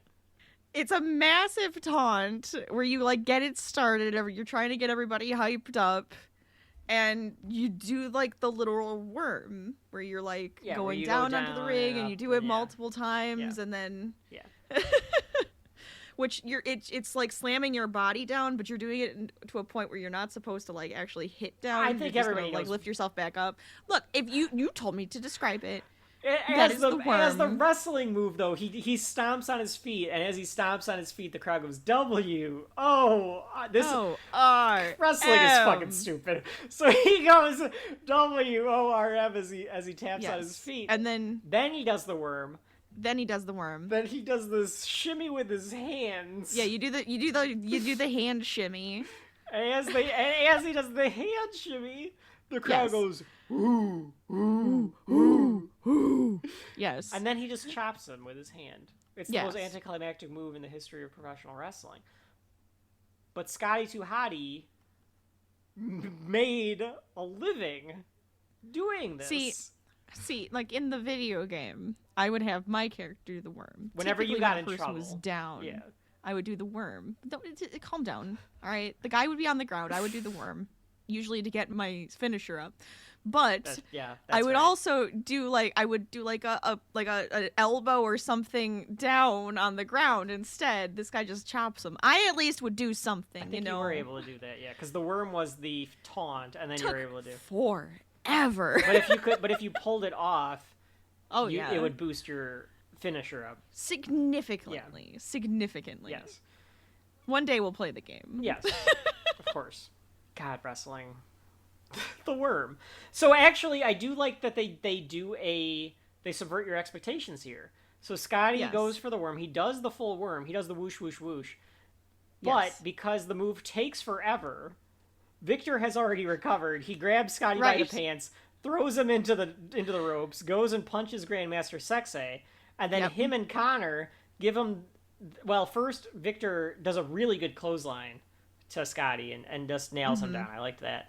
And then they do the Fall of Man, which is not as good of a move as these two should be doing because they're supposed to be big and strong. I think it's the same finisher that the Undisputed Era have, which makes more sense for the UE. One of them does like a clothesline and the other one does like a hip kick at the same time. One goes up and the other one sweeps the legs. Yeah. So it like knocks them down. That's what it's supposed to do. Yeah. It's a good move for the Undisputed Era. It feels weird that the Ascension have this. But they get the 3 off of that and they win. So they beat Too Cool. So I like that Too Cool put them over. I'm glad that Too Cool put the Ascension over here, even though Too Cool, much better tag team than the Ascension. Even though they're silly as hell. Yeah. Connor shouts, "Nobody stops us." And a good line from Victor. Oh, they pose. Regal calls it a changing of the guard. And their scorched earth policy continues. What does that mean? What, that their scorched earth policy continues? Are they burning the earth? Are they trying to get rid of? That they're gonna run over everybody in NXT. So it is like the four horsemen. I guess type. so. It's some I don't really get I it. don't know. The Fall of Man. Right. Yeah, I guess it is. It's like about the apocalypse. You're right. Yeah, it's like apocalypsy. Yeah. We cut to Paige backstage.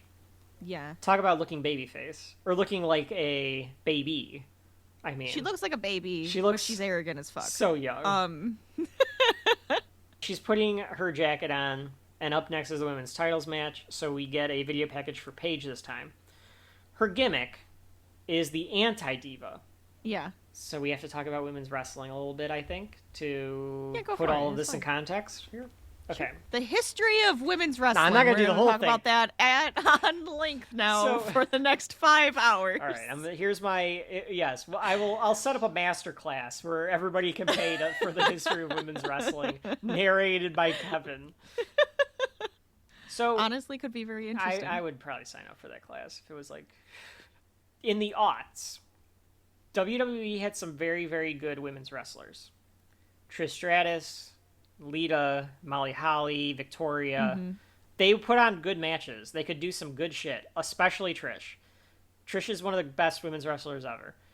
Yeah. And they were starting to outshine some of the boys. And they can't have that. So I'm sorry. they weren't allowed to have... So, politics is what politics is. They weren't allowed to have as much time. So they weren't allowed to have like these 20-minute classics that the guys could have, stuff like that. Eventually, strangely, when WWE became PG, the women's wrestling, because at the time before that, women were in Playboy and stuff in WWE, and there was a lot of scantily clad stuff and all that kind of thing. They were sex objects. 100%. Yes. But they also had good wrestlers in the division. Sure. But it was hard to get over the sex object part. Sure. Because they didn't really want them to. Right. But in the PG era, they became divas. Yeah. And instead of trying to find women's wrestlers, which Trish ruined them forever. And we'll talk about Trish Stratus some more later, but Trish came in as a fitness model and was like, I want to wrestle, and became one of the best wrestlers ever. So they thought they could just do it all the time. And it was like, no, Trish was special. You can't do that all the time. WWE tried. And WWE tried with a head of talent relations named John Laurinaitis, who we'll talk about more when we talk about the PG era. And John Laurinaitis is now the stepfather of the Bella twins. Of course he is. And I guess, technically, Bryan Danielson's father-in-law then, too. So... Oh, that's weird. Yeah. It's very odd that Bryan married a Bella. Yeah. He and WWE began to look for women's wrestlers in lingerie ads and fitness models and stopped really looking for women's wrestlers.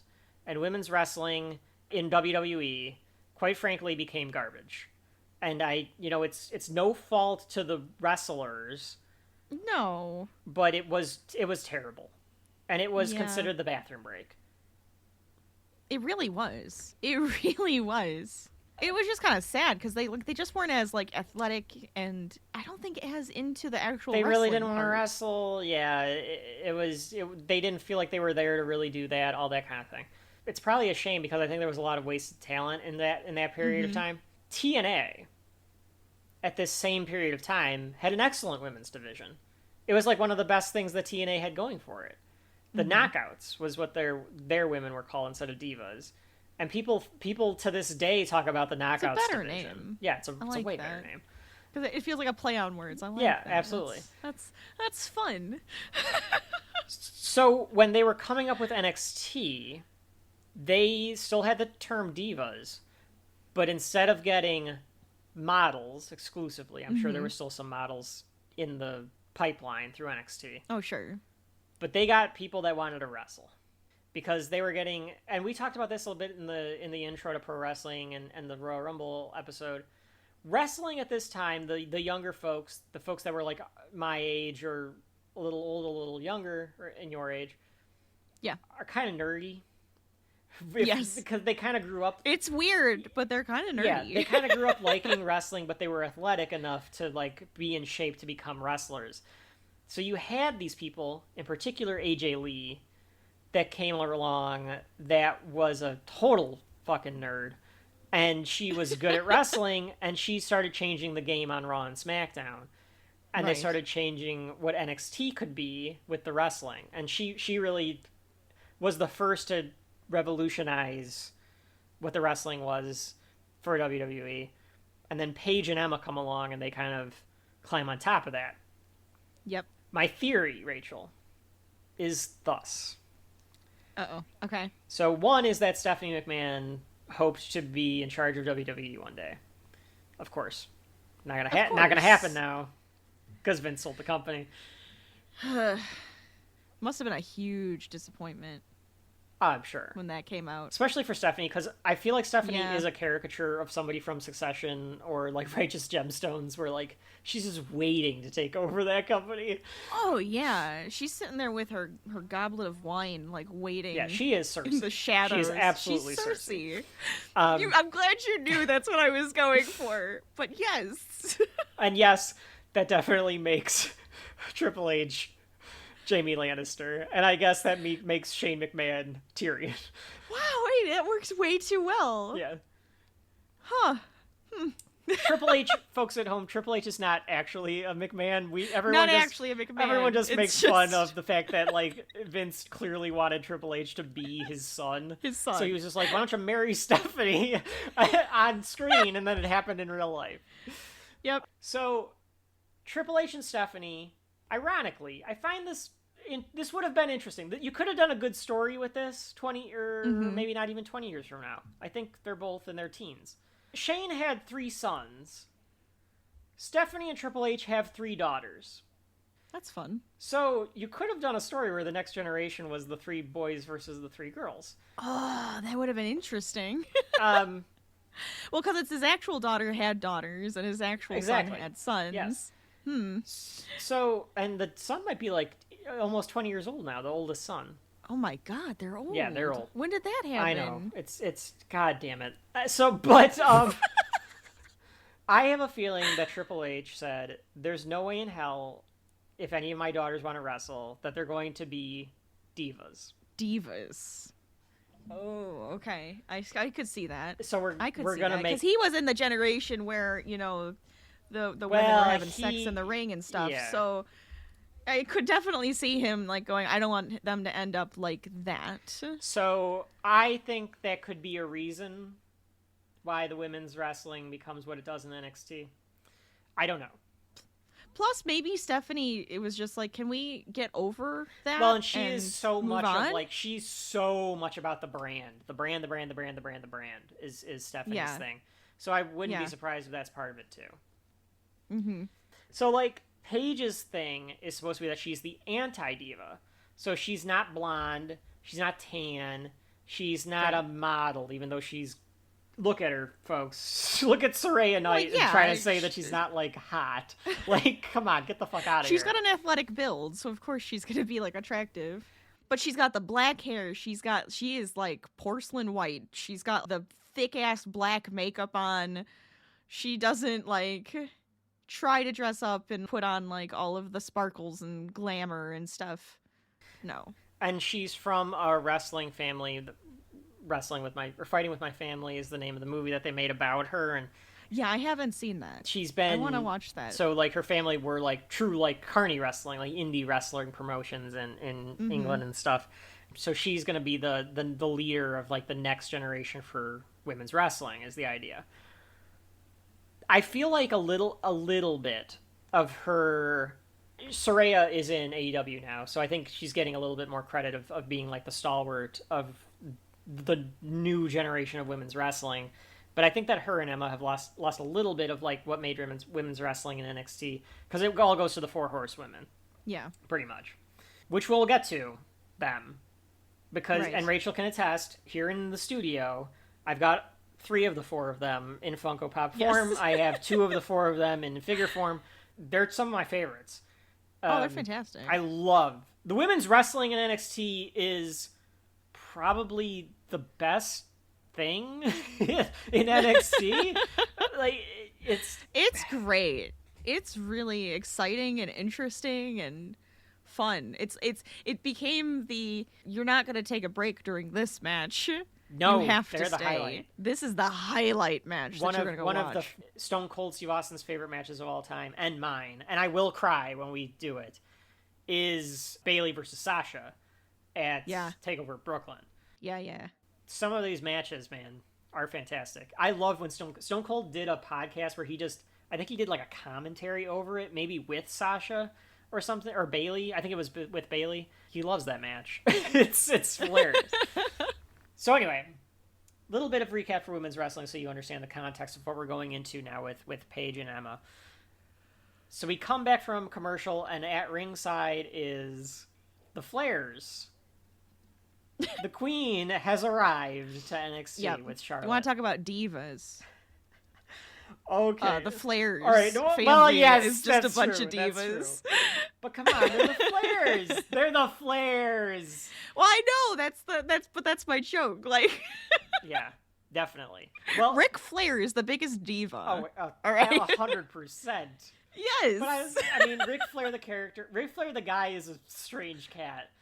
But he's so weird. But the character is fantastic, and Charlotte is introduced here. So Charlotte Flair is introduced as like the next up and coming person. Before her new face. Good God, does she look different here? Before the new face. She looks really good. She looks so nice here. Yeah, I like how she looks here. Yeah. Every time she leaves and comes back to wrestle for the title, because that's her gimmick, she looks different, slightly different. She really does. It's crazy how different she is. In my notes, I put she looked human. Yeah! I even wrote that they all look so... She's actually so pretty here. They all look so young that Flair looks okay here. He doesn't look... Flair. He does look a little puffy. I still wrestle. I'll never retire. Regal says he doesn't like talking about Ric Flair because his liver starts to shake. The Nature Boy, Ric Flair, and NXT Diva, and daughter of the Nature Boy, Charlotte. Taking in NXT Arrival tonight here in Orlando. A two-time Hall of Famer, Byron. Come on. Woo! I don't even like talking about Ric Flair because my liver starts to shake. Oh, that was a good line. And then we can't just go to the match. Here comes fucking Stephanie. So Stephanie McMahon has to hog this spotlight. Here's the problem. And the bedazzled belt comes up on the screen. Oh yeah, the Diva title, or not the Diva title. It's the first NXT the women's. Title. It's the women's. It's not as good as Asuka's belt though at all. No, I like my belt. Yeah, that's a good belt. This one's better than the Diva title, the big butterfly, but it's still got the pink in it, so it's not perfect. Well, they still want to distinguish it. Right. At this point, probably. So here's my problem with Stephanie McMahon. So Here's another tirade. She is Cersei, right? She is Cersei. Cersei's coming into the ring right now, yes. Here's the problem. I'm pretty sure I also have a dress that she's wearing. I think I have like that, almost that same She's thing. wearing the dress that Jerry went out with the girl, and every time he went out with her, she wore the same dress. That's the dress that she's wearing. Oh my god. My problem with Stephanie is that she's too cool for school all the time. And Vince McMahon knew he was a heel. He played into the fact that he was a heel. He plays into the fact that he's supposed to have pie in his face thrown at him by Stone Cold Steve Austin. Stephanie doesn't do that. Stephanie wants it both ways. She wants the admiration from the crowd, and she wants the crowd to hate her at the same time. That's a problem. You can't have it both ways like that. At this same time, in Raw and SmackDown, she is uber heel. She is trying to keep Dan O'Brien from winning the championship. Yes. But she comes into this ring trying to be, I'm bringing back women's wrestling because I'm a proud woman, and women can do whatever men can do, and all of that rah-rah shit. She's being a feminist, right, yeah. It just doesn't... It's so dissociative in my head. She's taking credit. She's taking credit for all the work that the coaches and the women are doing by saying, I'm doing this for all of you. I'm doing this. And it's like, Stephanie... It's like, she's like saying it's because of me. Exactly. And it's like, no, it's not. Exactly.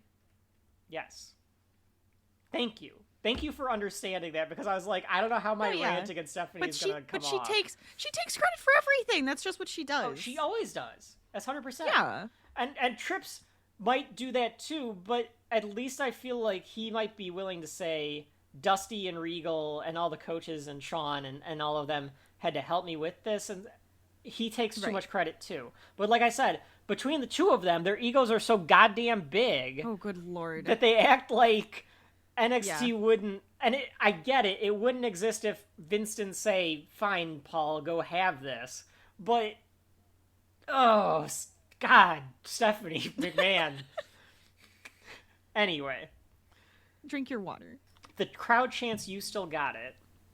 And she says, I never lost it. That's right. Good line.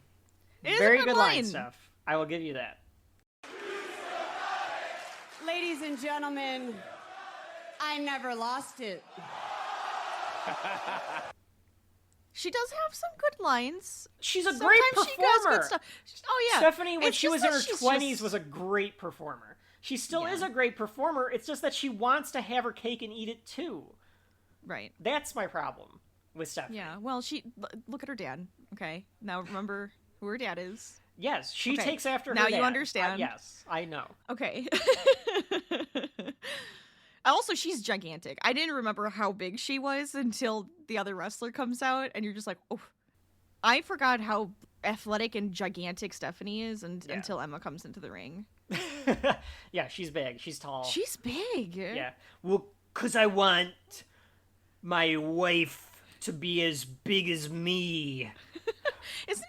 Well, in heels, I think she towers over Triple H sometimes. Probably. Yeah. She might be taller. She might be taller than Triple H. She's tall. Yeah. Like I said, she's a great performer. It's just that she annoys me that so arrogance. That arrogance. And maybe she's supposed to annoy me. I don't know. Stephanie, let me know. I don't know what she's going for. She plays wants up you to be annoyed. Yeah, but I love guess. her. But love. Annoyed. Desire her. I cannot wait. It's going to be a long time before we get to it. But I can't wait for the Daniel Bryan storyline. Because it's a great storyline, and being able to discuss because Triple H is fantastic. Triple H and Stephanie are actually fantastic in that storyline. Yeah. But, it's just that it doesn't... it's where NXT... Here's the thing about NXT. I liked NXT as well because Vince would refuse to acknowledge anything happened outside of WWE. And eventually WCW in, that time period. But right. he refused to acknowledge a universe of other wrestling promotions. NXT and AEW especially acknowledge that the universe exists at large, so they can keep consistency within the characters as they come in and out of NXT and AEW.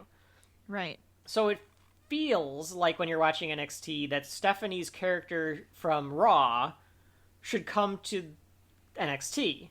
Right. Because that's how NXT works. But she's in the mindset where she wants NXT to be completely separate from WWE. So the NXT universe and the WWE universe are two, and I hate saying that, but you get it, folks, because of Marvel universe, that kind of crap. The NXT side of things is a different multiverse. So a face in NXT could be a heel in WWE. Yeah. So I think then you could justify it. But she still is taking a lot of credit for Sarah Del Rey and what Saraya and Emma are doing here. Right. So anyway, she plays up the first in-ring program to be live is NXT. It's not even WrestleMania. So make it a competition with yourself right away is what I was thinking, because it's you're making this a competition between your fans because it's NXT here versus WrestleMania, that kind of stuff. But if you make it right, they'll benefit for them because they'll make their own competition. She says she's proud as a McMahon and as a woman. And being a WWE diva is all about being empowered. I really hate that corporate talk. I mean, it is very corporate. You like the idea behind it, but then it just sounds cringy and corporate. And you're just I just can't. Any, suit, doing that, women are empowered, just show me. To empower our women? Just show me it. Yeah. You don't have to explain this to me. Bayley is kind of the best character in NXT. And you don't have to keep beating me over the head that she's a woman. You just show me that. And right. I'm going to be I love this person. Yes. That's all you need to do. No. I mean, I get it, but at the same time, it's just they beat you over the head with it. They don't anymore. They don't need to. To their credit. They don't need to. Rhea Ripley and Charlotte Flair had one of the greatest matches I've ever seen at WrestleMania. Mm-hmm. And then it was followed by another great match. They were on fire that night. They didn't have to play it up as, the women are wrestling. It was just, here they are. You know exactly what they're going to fucking do. Here's our wrestlers. Yeah. That's it. And when it gets to that point, then you've succeeded in being able to do the inclusion thing. Yes. Here comes Emma. There's the bubbles, the high stomping, the weird dancing. It's a good gimmick. I still don't understand where the hell she came up with it, but it's a good gimmick. I don't know why it didn't take off on Raw. I really don't. Because, you would think that the goofy dancing would really... it would work, yeah. But I guess the crowd just didn't understand it. I always really liked Emma. I mean, they do say she won a dance battle and stuff, too. I don't know how. If these are the dance moves... In real life or in storyline? I don't know. I'm sure that was in story. I'm sure that was in storyline. Regal is up and dancing. I like the gimmick where she's not able to skin the cat. She can't get herself over the top rope, so she just goes through the middle one when she flips up. That's funny. I'm also wondering if she was trying not to do it gracefully because she probably can do it. No, that's the joke. Yeah. Because how the hell can you do that without being able to do it completely? Like, there's no way. It's like a meta joke. It's a meta joke. Yeah. I think that this gimmick would have worked in AEW as well to a T. Like if Tennille Dashwood would have went to AEW instead of back to WWE, she could have just done this gimmick again. She could have done her Hitman gimmick too. She becomes a Hitman later on in her NXT days. That sounds fun. Which is pretty all good. right. Yeah. We'll get there. Steph is dancing, the whole arena is. Paige comes down. Her music is great too. I like the Paige music. It has that Paige shriek at the beginning, and then yeah, it's just a good song. She doesn't have the jacket on, which she had on in the backstage. She just has a t-shirt on, so I was like, where'd the jacket go? She's the youngest diva to ever win a championship in WWE, they say. And then, yeah, I was like, okay, great. Steph shakes their hands. She towers over them, to your point. She towers. She takes the belt. She holds it up towards the crowd, which is not the hard camera, but I think it's the right way for what she wanted, which was for the crowd to go nuts, because if she would have held it up to the hard camera, nobody would have really responded. The announcers go silent to sell the big match feel. And here we go. Paige versus Emma for the NXT Women's Championship. Paige gets in her face right away, pushes her. Emma pushes back, and Pie faces her. They roll around for a second, and they do a little bit of the Divas thing. I think that was purposeful. I think that was almost like we're doing what you think the women do, and then we're going to build on that to be what we actually can do. I think that's the story they're telling. It makes sense. Because they are slamming each other. They grab each other's hair. Yeah, and their hair's flying everywhere. They're slamming each other, yeah. The ref breaks it up in the corner. Paige gives a kick to the gut, does the thigh slap, goes for the Paige turner, which is her finisher. Emma reverses it into a pin, and they end up in a stalemate of strength. Emma goes for a slingshot and a pin reversal. Good psychology on that whole little spot there. I like it when you can tell what they're doing, when they do the stuff and where how they worked it out in the back with each other. Like, I'm going to do this, and then you're going to do this. And... Right. Well, it's fun because even Regal and the announcers, I focus on the things Regal says, but they talk about how the fact that they have studied each other's moves, so they know the next sequence in what they're going to do, which causes them to constantly be countering each other, which is really interesting, and I like that. There's dueling chants for both of them. Paige sees everything she hates in Emma, says one of them. Must have been Regal, but one of the announcers said Paige We're giving him everything on this. Everything announced is Regal. She had to crawl. They say that Paige had to crawl and scratch for everything she's had, but she's in a wrestling family, so... I was gonna say. I don't know about that. Because they were saying, she's everything she hates, and she's also... Emma is, everything she hates, and she's also the one who wants all the attention. I'm like, so does Paige. And she's clawing for that attention. The character... When the other one's just let me dance for it. That's... I'll give you that. I mean, both of them are faces. I'll give you that a little bit. Now, Paige, the character at this time, is truly supposed to be anti-diva. I know, but at the same time... transforms a little bit. I'll give you that, definitely. And then in real life, she goes through some stuff. Oh, she goes through some stuff. She has come out at the other side. Now she's the stalwart veteran for AEW, where she doesn't really wrestle, but she's the... I don't know how... She's the manager. She's the Hulk Hogan... She's the Hollywood Hogan of the women's division over there. Yeah, like a mentor kind of thing. She wrestles. She's wrestled a few times, but her neck can't handle a lot. Oh, yeah. That happens with a lot of wrestlers. Their necks take so much abuse. Yeah, because you're always falling on your shoulders. Right. So you have to hold your neck certain ways so you don't hurt it at that point. Yeah. They put over Emma being a badass despite being bubbly, and they say that Paige had her first match when she was 13, which is part of the reason why her neck is garbage now. That makes sense, yeah. She was still growing at that point. Regal remembers when Paige was born, because he knew the family, because he wrestled there. I mean, that's kind of cute. That's kind of funny. Paige elbows Emma in the corner. Emma falls into the corner, and Paige stomps on her. Regal says you wouldn't want to come home $5 short in your paycheck if you were married to Paige. Because She'd beat the shit out of you. Emma curls into the corner, does her Emma stomps, and goes for the Emma sandwich, but Paige blocks.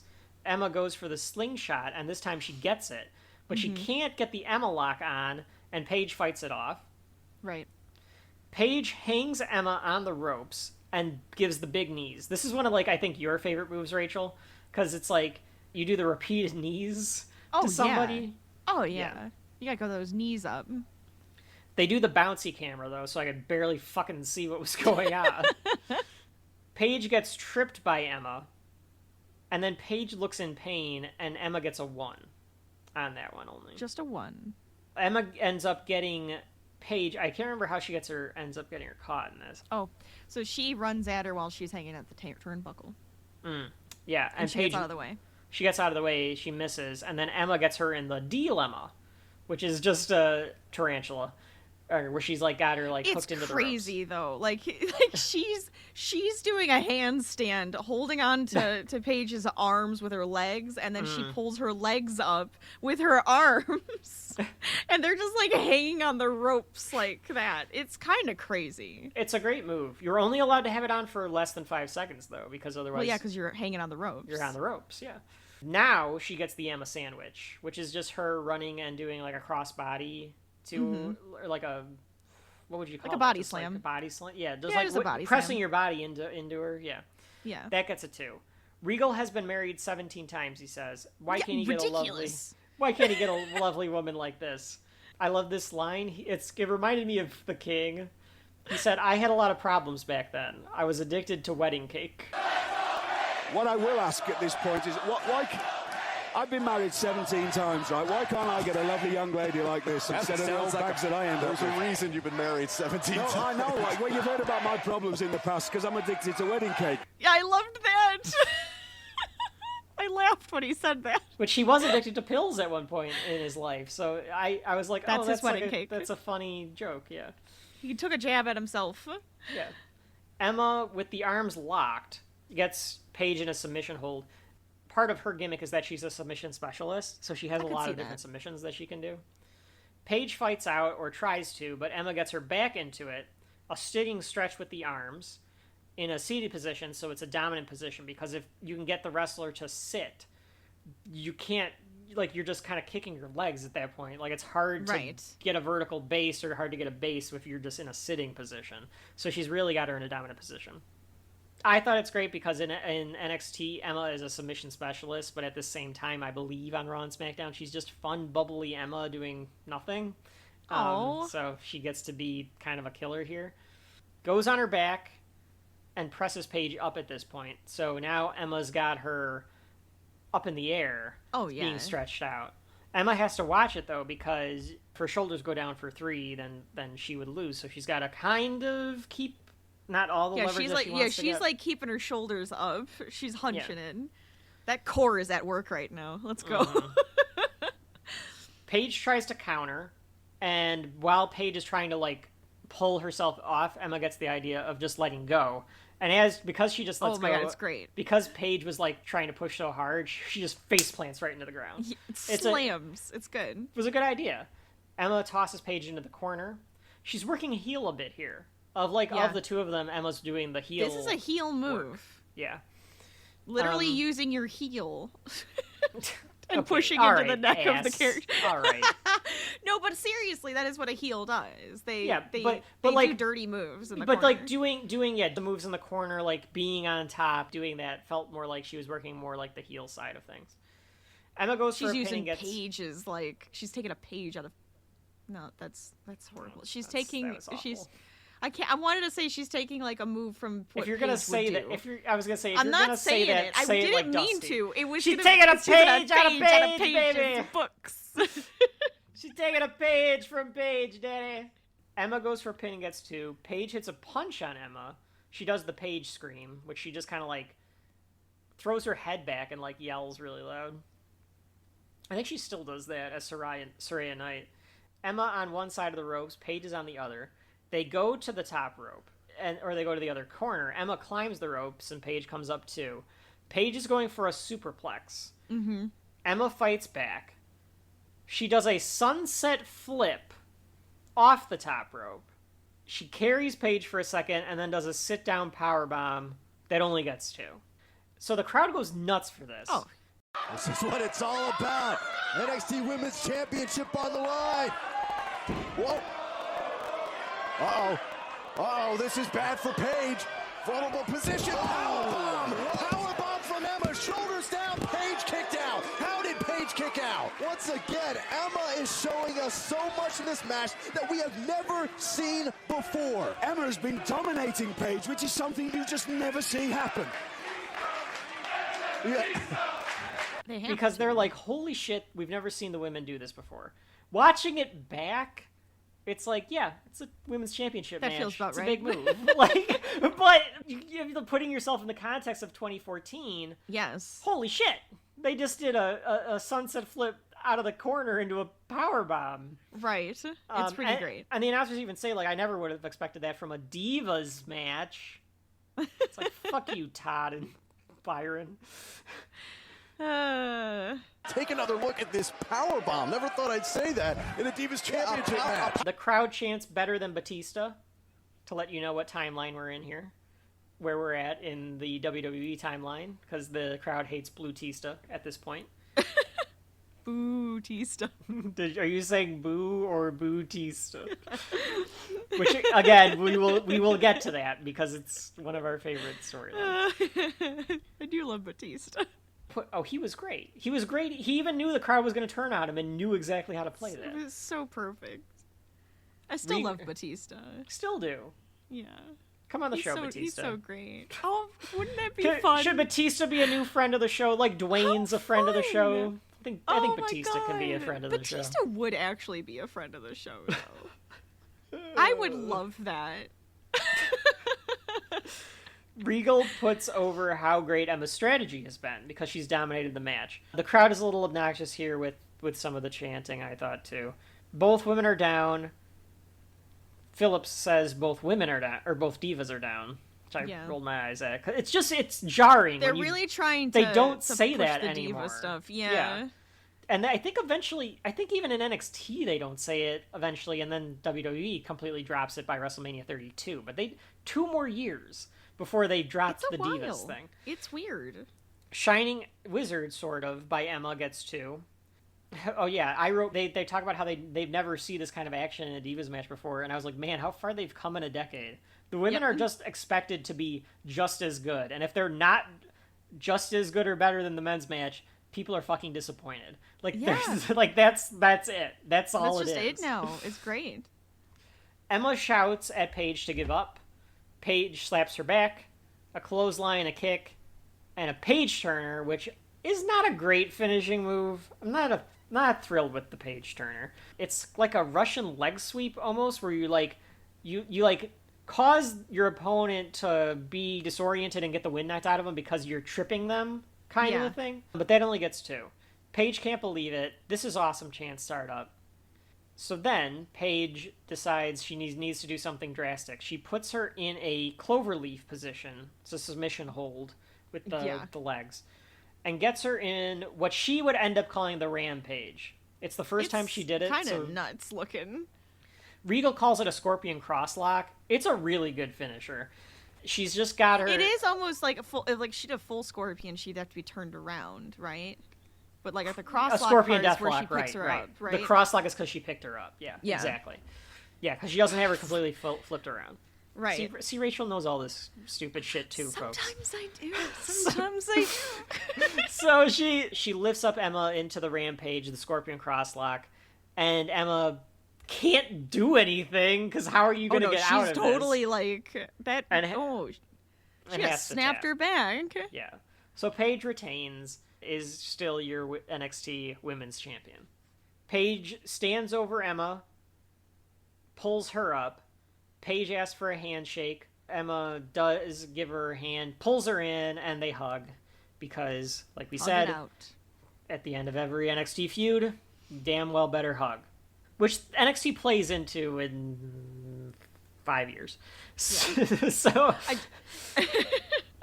I do like, too, when they, like, kind of pull apart for a second, and Emma, like, punches her in the arm. Oh yeah, I thought that was kind of cute because it felt Yeah. like they're smiling. They're trying not to corpse. I thought they're like trying not to break character there a little bit. I don't know because Saraya, who plays Paige, is a lot more of herself now in character than like this as like the anti-diva, like the young anti-diva type of thing. Right. Yeah. She's a quirky person, to say the least. I could see she's, she's got that like Cockney Carney English side to her. So I guarantee you she said something funny probably something that silly. made Emma Right. laugh. There's a divas chant. Guess they had to do Weird. something.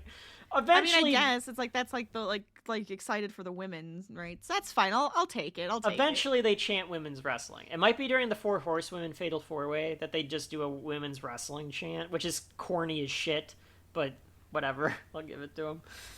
I mean, it works though. Yeah. So Honestly, all they had to say is "This is wrestling." Yes. This is wrestling. Which is also a chant from NXT because I know, that's they're what I'm trying. saying. Which that chant was stupid too because people were like, "Of course it's wrestling," but the point of the chant was to shout to the rooftops to Triple H and Vince and company, "This is what they we wanted." Want. Yes. that was why they were chanting, "This is wrestling." Yes. Right. So yeah, I like that one. Whenever that gets chanted, that's a usually a hell of a moment. Yeah. So. Did they do that when we went to the house show? I can't remember. I want to say we did. We chant. saw some fucking matches at that house That show. was great. We saw Finn versus Sami. We saw Sami versus So good. Tommaso Ciampa. Yes. We saw And some like matches. honestly, the room we were in, it just felt like you were on top of them, Yes, well, because you kind of were. which was kind of great though. Like, Yeah, that was a fun time. We missed one of the greatest NFL games of all time for that show. I think it was yeah, okay. worth it. What One did you think sport of the? for another. It's totally What did you fine. think of the women's match, Rachel? Good. I loved it. Yeah, I loved it. I It was loved great it. though. I did like it. I thought it was executed really well. I like the characters and how they work off of each other. I liked the story of it. My Blu-ray has not this match on it, but their first match. I also watched it because, of course, I did. I liked that match better, but this match has a better finish. Sure. And I think it actually tells a better story. But as a wrestling match, I think the other match is better. I don't if that makes sense. Right. Well, maybe that's how it actually rolled out, anyways. Is that they maybe had that's this what they were great wrestling going match, for. and so now they actually have to go with the story. Right, they're going and with this the is story. the story match. Yeah. Yeah. That's completely fair. I actually would believe that. They go back, and Adrian Neville is doing push-ups and stretching, and he's a bastard. Adrian Neville is a great wrestler. He's in AEW now, of course. Under Pac, or Pac is his indie name and what he goes under. He's jacked as shit. I'm not surprised. He's a short guy. Looks kind of like one of the Night's Watch from... Yes, I can't always remember that call guy's the guy name. Neville. Yeah, 'cause I you never always can called him remember. Neville. Yeah, I think that's why they play into his character. Because it looks like Neville and Sami on the watch with Jon Snow. Yeah, So yeah, then it it was looks really like- hard for me yeah. never to... It looked like Neville and Sami were on the watch because Yes. they look like those characters. Yeah, I think they play into that too because when Neville leaves WWE, he grows a beard. Yes, and he starts his gimmick in the Indies. I like his gimmick here too, where he's the man that gravity forgot. He's the high flying guy. In AEW, he literally is called the Bastard. That's his gimmick. I love that. And he's just this hard-hitting dick. He beats the shit out of you. All right, then. But here, he's the man that gravity forgot. And they show that in this package where he does all this flippy and insane shit. They show the Black Arrow a bunch. It's called the Red Arrow in WWE. It's the Black Arrow in AEW. They show him training. He puts himself over by saying the zero gravity feeling is great. And he's never been in a ladder match. And if anything, it should be his specialty. I mean, it makes sense. I liked the graphic that they had for the ladder match, too. It's like two silhouettes trying to grab the championship. It zooms out, and then you see Bo Dallas and Adrian Neville. Yeah, it's pretty great. It's a nice little package for Neville with the little, like, 100% torques and stuff like that, I thought. Mm-hmm. we have to talk about one more thing, and then I think we have to have you actually explain what a ladder match is, because the folks at home have never heard us explain what a ladder match is. We'll explain what a ladder match is, Rachel, because that's what the main event's going to be. That's right. What's a ladder match? Oh, I thought you were saying one more thing, and then we were going to Oh, well, I looked at it, and there's a little bit more, so I was like, well, let's just do it now. Okay, so a ladder match, as you probably understand from the name, includes ladders. The whole objective, though, is to get the ladder, put it in the middle of the ring, have it set up, and there's the title hanging from the ceiling. So you actually have to climb the ladder and grab the title to win the match. But that's like the whole premise. Otherwise, I don't think there's really any other rules, because you can hit each other with these ladders, you can go outside the ring. It's like anything goes, pretty much. You just have to climb a ladder. You just have to climb that ladder and grab the belt. And yes, in real life, every time I have to climb a ladder to do work on the house or whatever, I do pretend to grab a fake championship and then contemplate jumping off of it and doing a move. A ladder to a table. Always a great move. And sometimes if I am like by myself, I will climb the ladder slowly, because I am winded from being taken out by my opponent. And you have to wait for them to get up so they can pull you back off of that ladder. Right. Now I'm just thinking of Money in the Bank. We'll get to those. We'll get to that as well. Yes. They run a package about NXT, and they say, as WWE has evolved, so has our program. It's more than an evolution. It's a revolution. NXT, Thursdays at 9 on the WWE Network. I get why they're doing this. They're probably they thought they could have a lot more people watching it that got the network for WrestleMania or whatever, and we're gonna watch, NXT. Oh, sure. It is on. That makes sense.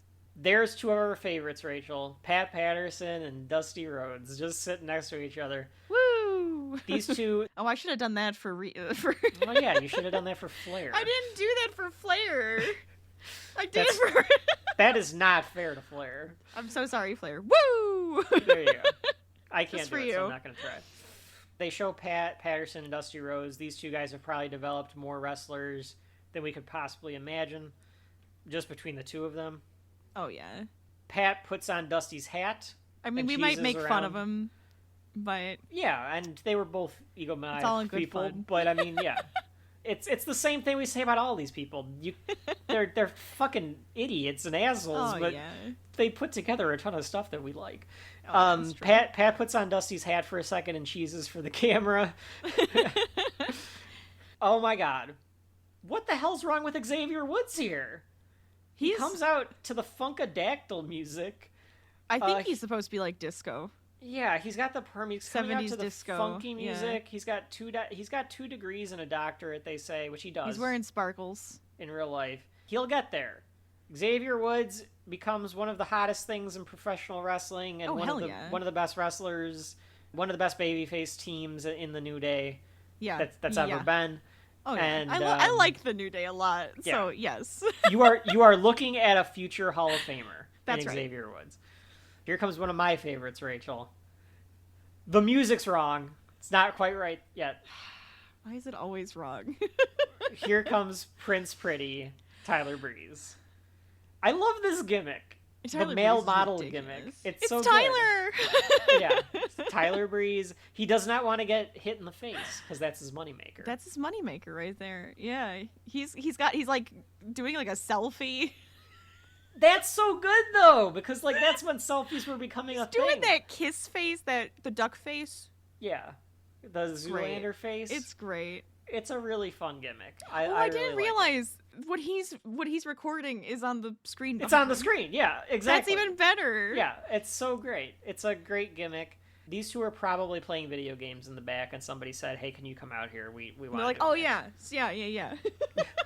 Because 100%. For those of you that don't know, Tyler Breeze and Xavier Woods are extreme gamers, and they both like have up, down, down, and they do Twitch stuff and YouTube stuff. I was gonna say, I think they have a Twitch. Yeah. Yeah. Oh, it actually explains what happens next, because then Rusev comes out, and he was probably playing fucking video games with them, because he's a big video gamer too. Oh, it's just the three of them. They're like, oh, wait, we got this. We can figure out something. Just improvise. We need to waste 5 minutes. Would you guys pause the game, go out there, do something. Just do something. I don't care. They do seem like three nerds that would actually be playing something together. I love that. That would make me so happy.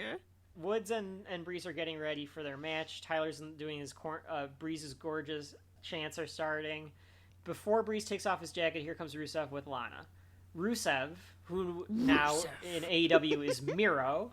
He's even better as Miro, Rachel. He's fucking great in AEW. Maybe you need to like introduce me to these. Yeah, because in AEW he gets to cut his own promos, and his promos are fucking fantastic. He's so good. He talks like this. Him and Lana. And he talks really intense, and then he'll say something like, and you're all just jealous because I am the best wrestler, and I have a hot wife. And he's talking about CJ Perry. It sounds like he's like real. It's just him. It's just true. He's just a wrestler, and he's got a hot wife. So it's Rusev and Lana. CJ Perry is Lana. She's great as Lana too. Oh, she's so good. She's basically playing the Russian wife from Rocky, is the idea with Rusev. So she's like his handler. Where, it makes sense. Yeah, she like controls like when he decides to attack. Rusev, Machka, and all that kind of stuff. Machka. I love it. Rusev comes out. He takes them both out. He's the Bulgarian brute. Regal says this is live on the network, so anything could happen. He destroys Woods. He puts him in the Accolade, which he now calls the Game Over in AEW. Such a nerd.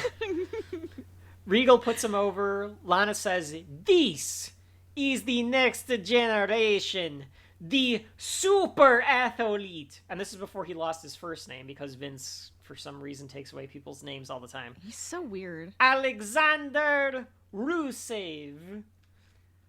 It's kind of weird because CJ Perry was just kind of like an actress that they hired to be Lana, so she has to do this weird Russian accent. Right. And then her and Rusev went on Total Divas, and of course she has no accent on there because she's not going to play that up the entire time. Rusev talks Bulgarian and then English. The crowd does fucking what chants. And thank God the NXT crowd figured out not to do what chants. Because if there is one thing those are kind of annoying. Kevin from Shelf Life would change about wrestling, it's that he would ban and outlaw anyone from an arena that ever does a fucking what chant.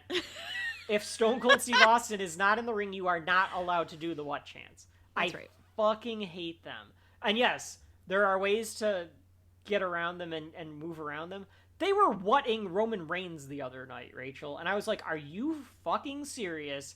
That's annoying. Acknowledge him and shut the fuck up. He is Roman Reigns. You are not to what him.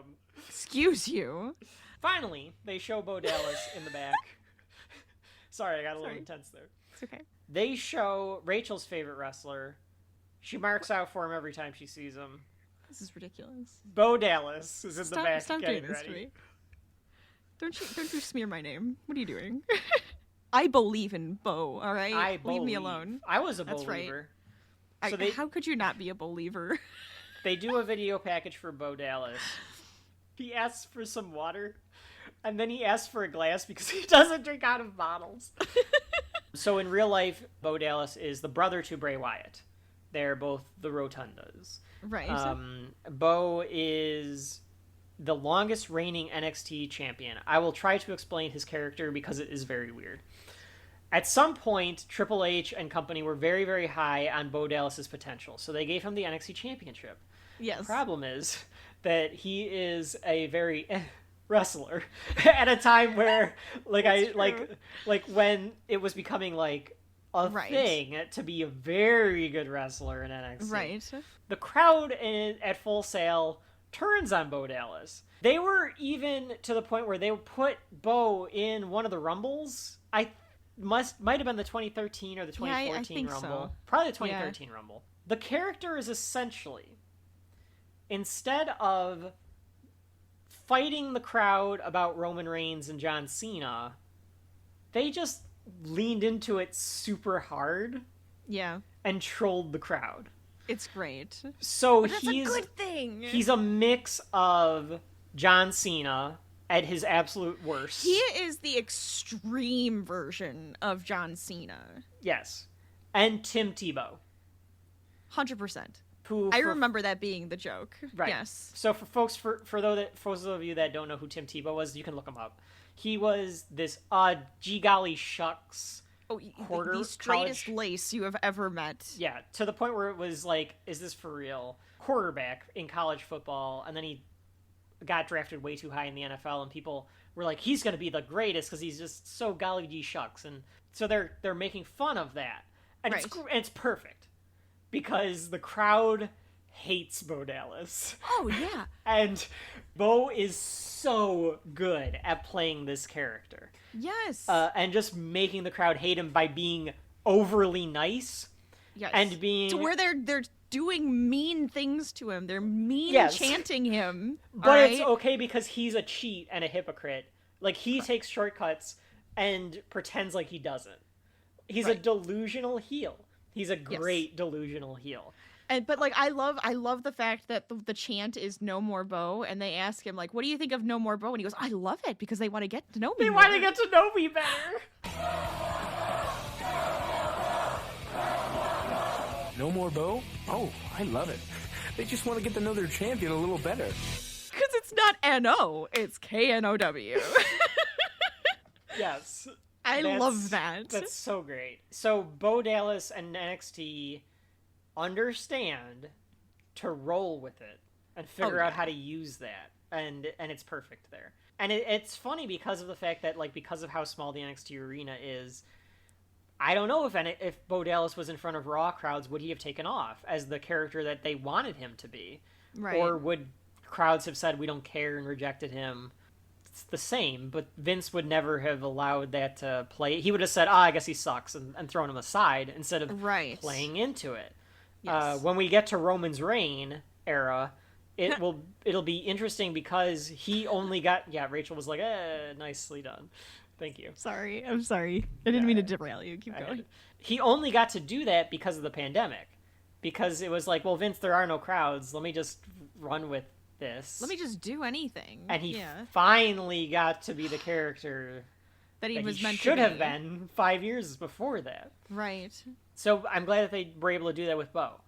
Oh, he also he passes out cookies to the audience. Yes, I thought that everybody gets a cookie. That was hilarious. I thought that was hilarious. I would love to get a cookie from Bo. The crowd's throwing them back. Yes. I would have taken a cookie from Bo. I would have eaten it. Yeah. Thanks for the cookie. He goes to Raw, and the crowd doesn't get it.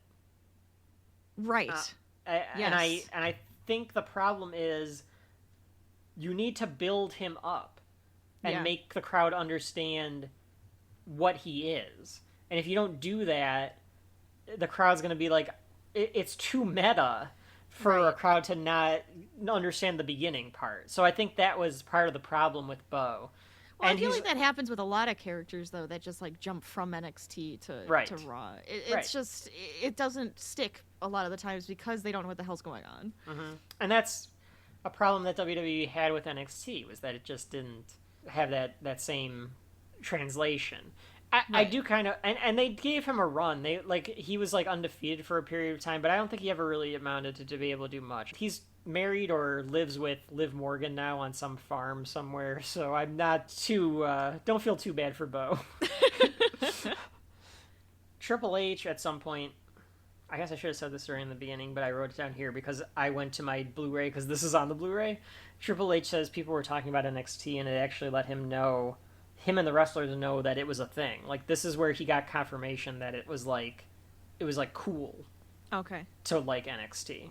Yeah. And that's like when he understood, like, oh, we have something here. Like, it's alternative rock or counterculture to the main roster. Oh, they do like a little mini package here for the ladder match, and then after that they do this main event music. I wish we could find this main event music, Rachel. I play it before all our main events because it goes do do do do do do do do do do do do do. It's just supposed to like get you like psyched up, like, oh shit, like the big match is coming. Yeah. don't know if they do it on the Raw and SmackDown stuffs, or if they still do it in NXT, but I love that they do it in Black and Gold. It enhances it. So HBK's music hits. And here comes our good friend Shawn Michaels. Because we can't have a wrestling show without Shawn Michaels. It's hard to have a wrestling show without Shawn Michaels. Even the ladders in NXT look cooler. At the time, the WWE ladders, because, I don't know, HD, I guess, when WWE went to HD, they changed all the ladders to be silver. Right. And they looked kind of, like, metallic. It looked like they were made of tin. Yeah, exactly. And these ladders are, like, have, like, caution tape on it. They're black and gold. They have caution tape on them, looking, and they just look cooler. Yeah. HBK comes down. It's kind of ironic because nowadays, as of the time of this recording, like, this is Triple H's NXT. Yeah. Today's NXT is Shawn Michaels' NXT. Because Shawn Michaels has taken over as the booker for NXT. Sure. Shawn gives a Shawn promo. Typical kind of Shawn promo. He tries to, I'm just trying to put over NXT, I'm just going to try to put over my boys here. Right. I'm old and fat and... Yeah, the crowd chants one more match.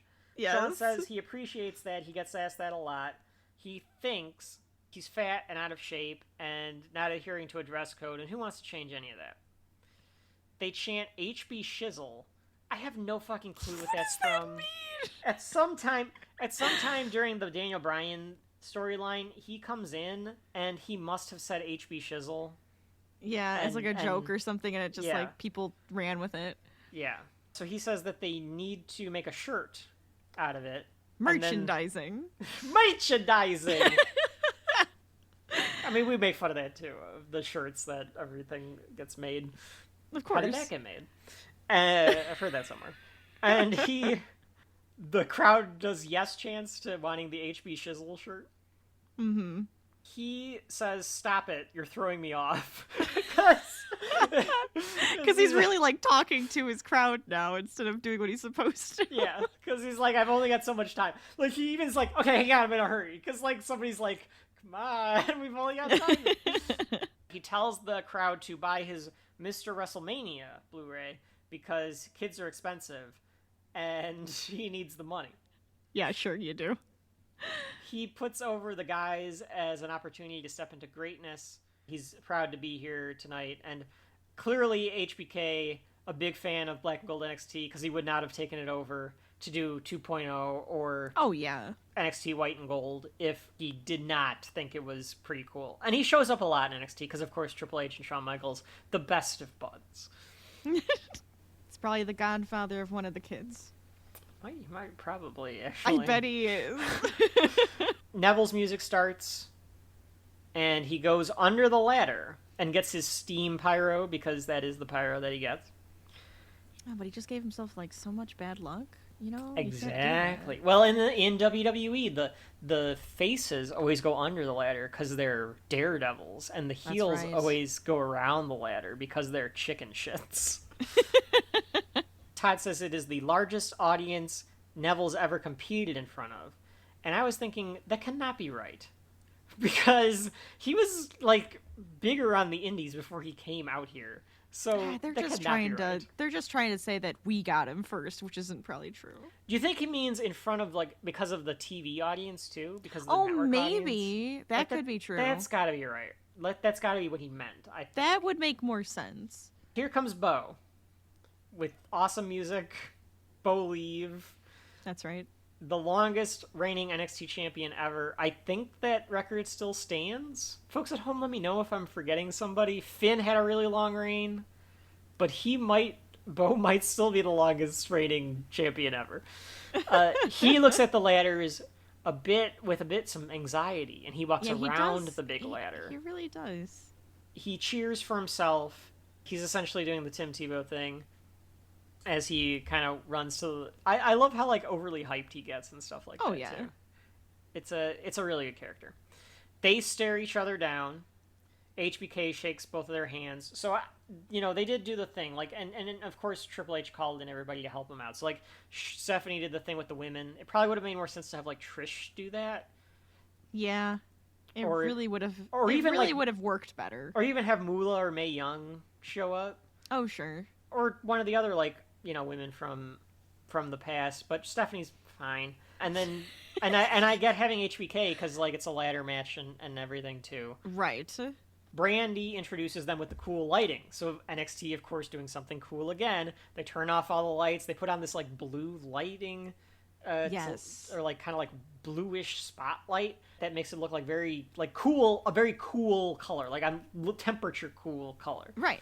On them. It illuminates the NXT title belt, which is a odd belt. It's got this it's a big X, but Yes. it's got the letter, a little N and a little T too. It's an interesting looking championship belt. Mm-hmm. No, I find it interesting because Bo never really turns heel, right?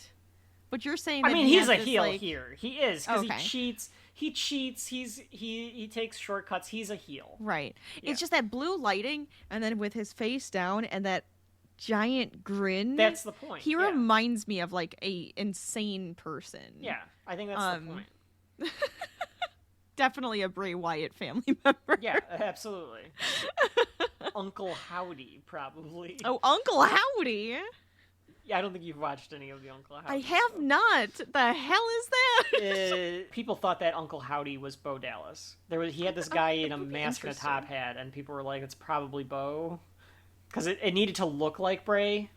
Yeah. So it was like he probably just got Bo to do it, because like I said, like Bo's either married or at the very least living on a farm with Liv Morgan, so he's still with the company. Brandy introduces them. The crowd chants Bo or no, and I couldn't tell which one they were chanting. So, Well, Rachel, if you could tell me.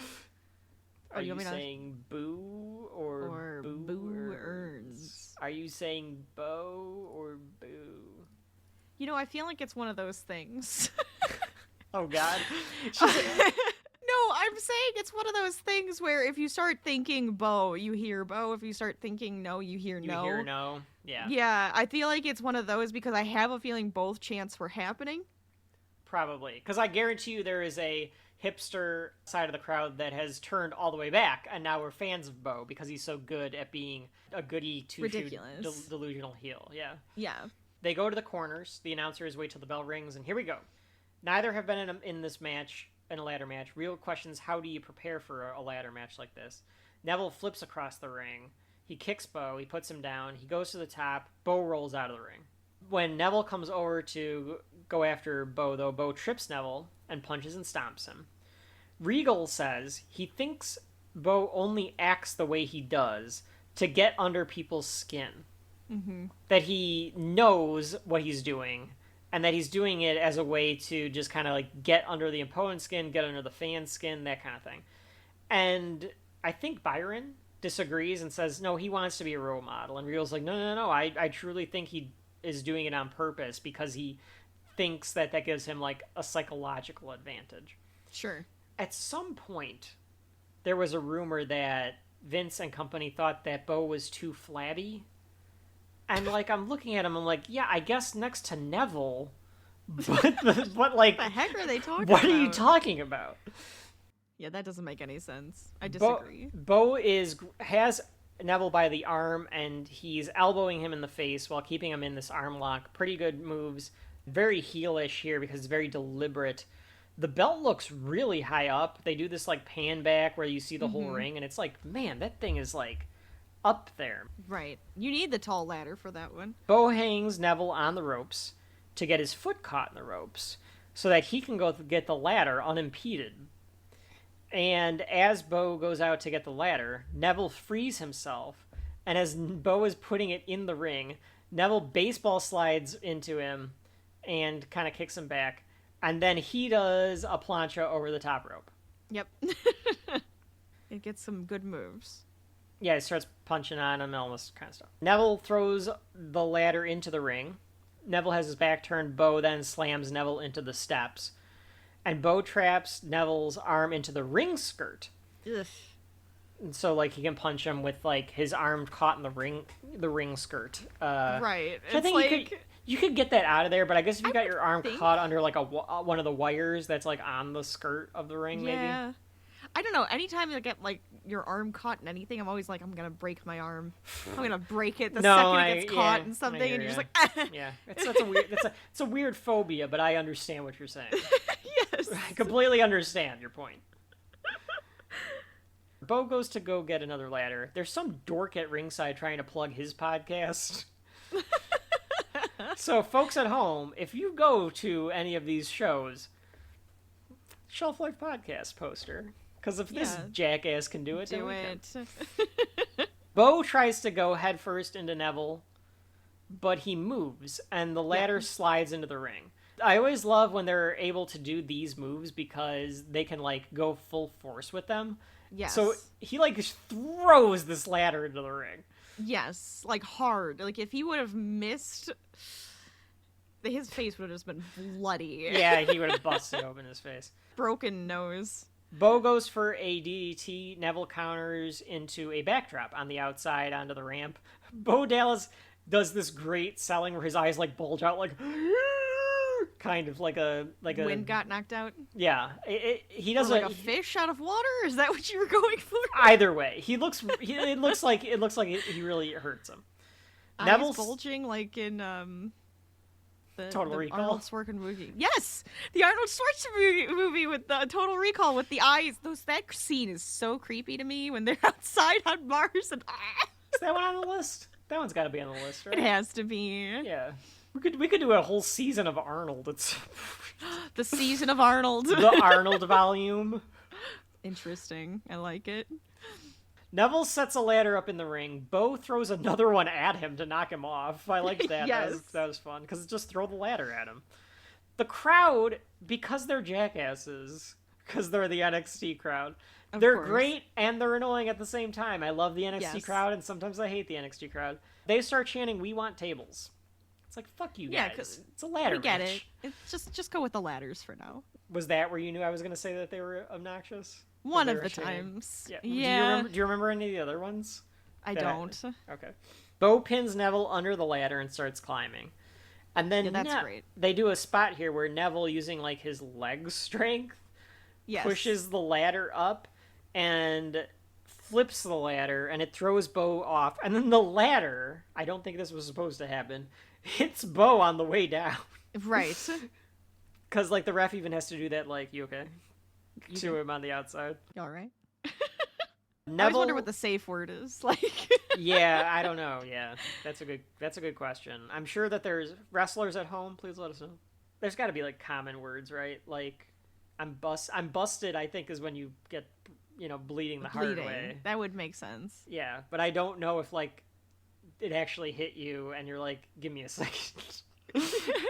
Maybe they have colors. They say the colors, like... Well, they throw up the X if somebody's really hurt, but I think they have to do something different now because everyone knows about that. See, but that's what I freaked out earlier. I didn't mention this, but like during the Paige match, she was laying on the ground with the X over her chest, and I was like, did she get hurt for a second? Is she okay? Like, I wonder if she got like knocked out for a second. The wind knocked out of her? Yeah.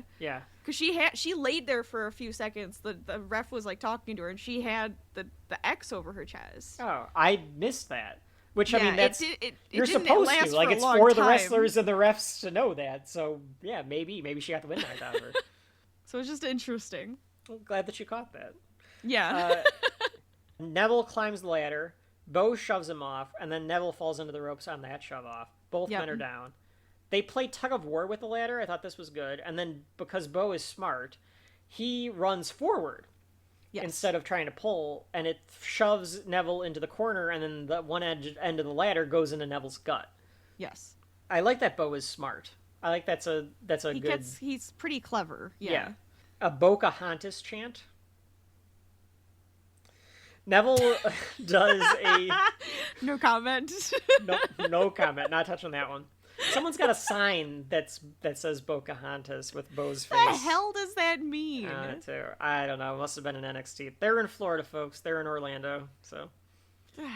You know. Anyways. We almost went to an NXT show once. Remember, we really did. We were going to go because it was there. And it was sold out. We couldn't get tickets. It was. We were almost going to get to be there. That would have been hilarious. I really want to go back and know what was filming. It would have been UE Gargano era, I think, when we were going to go. Probably.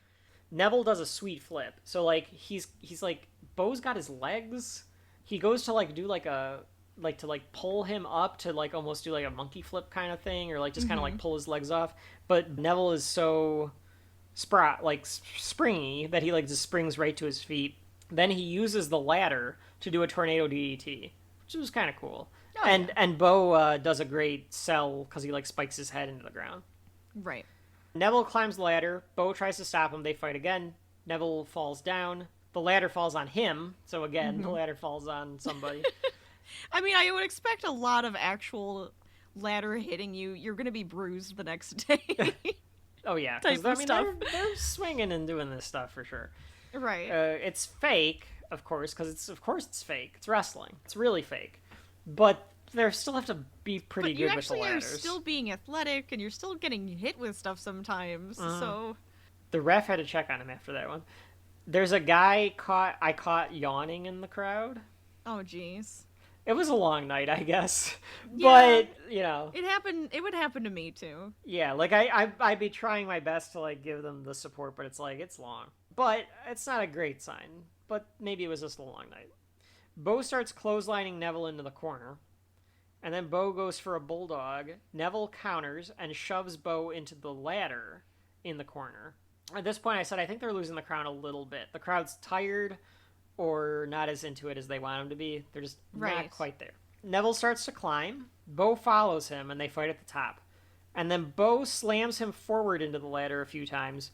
If I'm thinking about physics, if it wasn't fake, I don't know how this would really work, because wouldn't you, cause the ladder to fall? Because, they're really ramming him. Yeah, the balance, I think, would get thrown off, at least. But he does it a few times, and then they both kind of come off the ladder. Bo tries to throw Neville to the outside, but Neville kicks Bo in the face, climbs the top rope. Bo, though, gets up right away and just hurls Neville off the top rope. Neville's back hits the ring apron, too. I thought that was a good spot there. No, it's a good one. It's a good one. Anything where it's they're flipping off of the ladder is always great. Byron was about to say, here comes the man that gravity forgot, but as he's doing that, Bo hits him off. So he goes, well, gravity didn't forget him on that one. It's a good line, Saxton. Sometimes actually, I don't know if it was Phillips or Saxton, but I think it was Saxton. So Bo is okay, this is my chance. I'm gonna go climb the ladder. So they do the thing, and they do this in ladder matches all the time. And I get it. It's the psychology of wrestling, but it does it's a hard line to walk to make it not seem fake, because you're struggling to climb the ladder. Yes. But if you got the shit beaten out of you, you it would is be hard pretty. To climb a ladder. You'd be ginger. You're ginger when climbing a ladder in real life, just normally. Right. So if you're hurt and the ladder's a little shaky because it's been used as a weapon, yes, you'd be a little shaky on it. So I kind of am okay with it. You have to be good about it. Right. Bo starts climbing the ladder, but as he does, I figured you liked this one, Rachel.